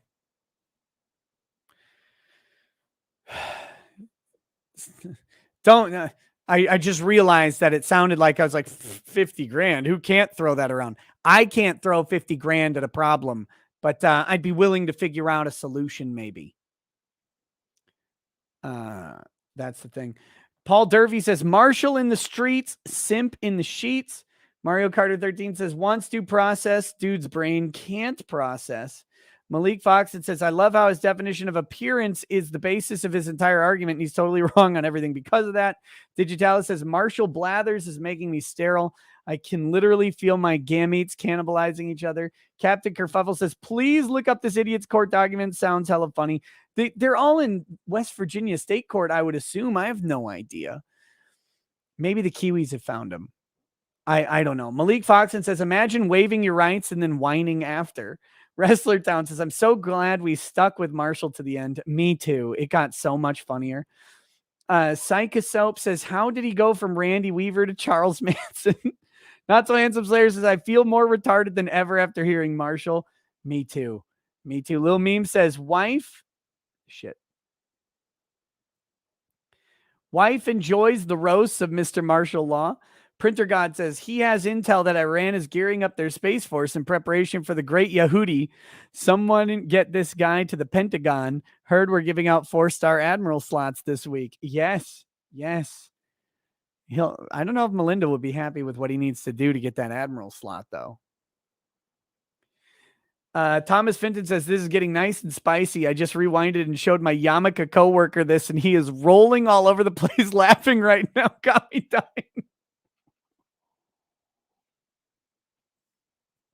Oh, boy. Angry Baneling says, I'm so sorry I hated on Melinda Scott segments. I didn't know this is coming. 10 out of 10. Please do more EFAPs of this guy if he keeps making video responses. We'll see. The other thing I have queued up, I didn't have time, and I'm not going to do it live without having it actually prepared, but is getting Melinda's responses on kiwi farms. Melinda's kiwi farm posts are a gold mine of stupidity. Just the same as Marshall. It's a little different because it's not, video, but they're as insane. Roji Mata says, you got to remember Melinda's husband is a sovereign citizen. There's no reasoning with them. Melinda is more than likely one as well. Carson Depp says, in fact, 20% of U.S. Jews live under the poverty line. That's an interesting fact. There you go. So that's all the more reason for Iran to come invade us. Lynn says, thanks for the entertainment, Nick. I appreciate your wealth of information. Comedy gold tonight. Dude, tonight was really funny for me. Batgoat says, I'm a sex Jew.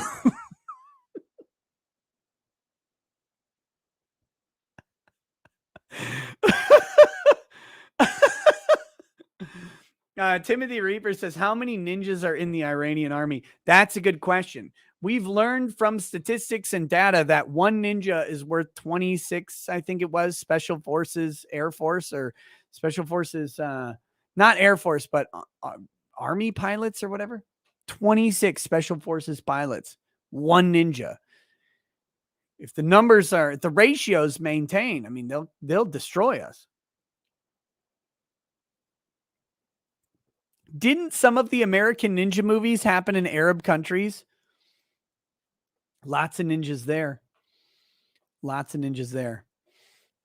Joshua Sanabria says, I thought Ford was the one that invented interchangeable parts. Turns out it was God the whole time. Kiddo says, submitted vax exemption at work.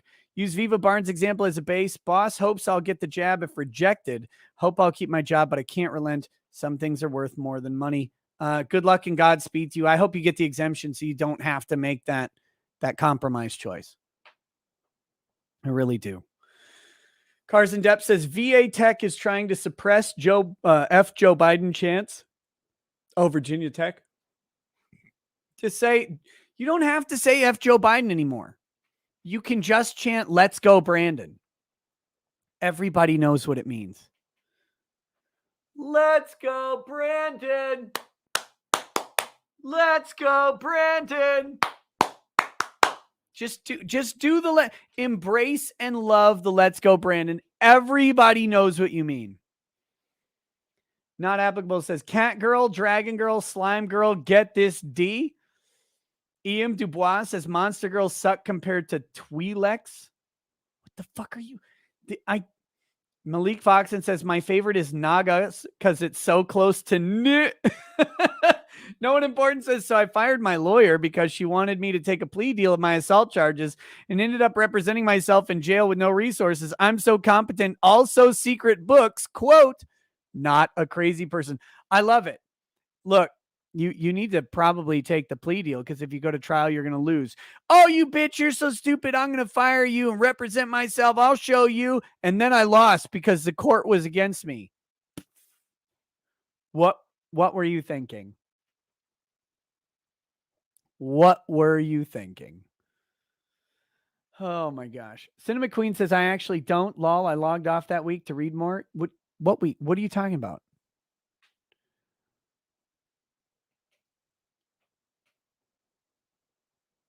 What are you talking? What are you responding to? I missed it.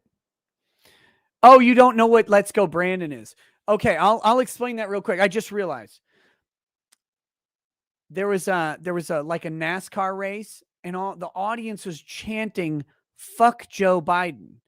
And the reporter on scene was like, the audience is chanting, let's go Brandon, like that.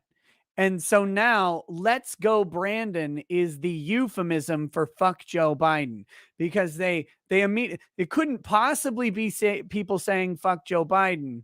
So they actually tried to cover it by saying it was let's go Brandon. It was a beautiful moment. A beautiful moment.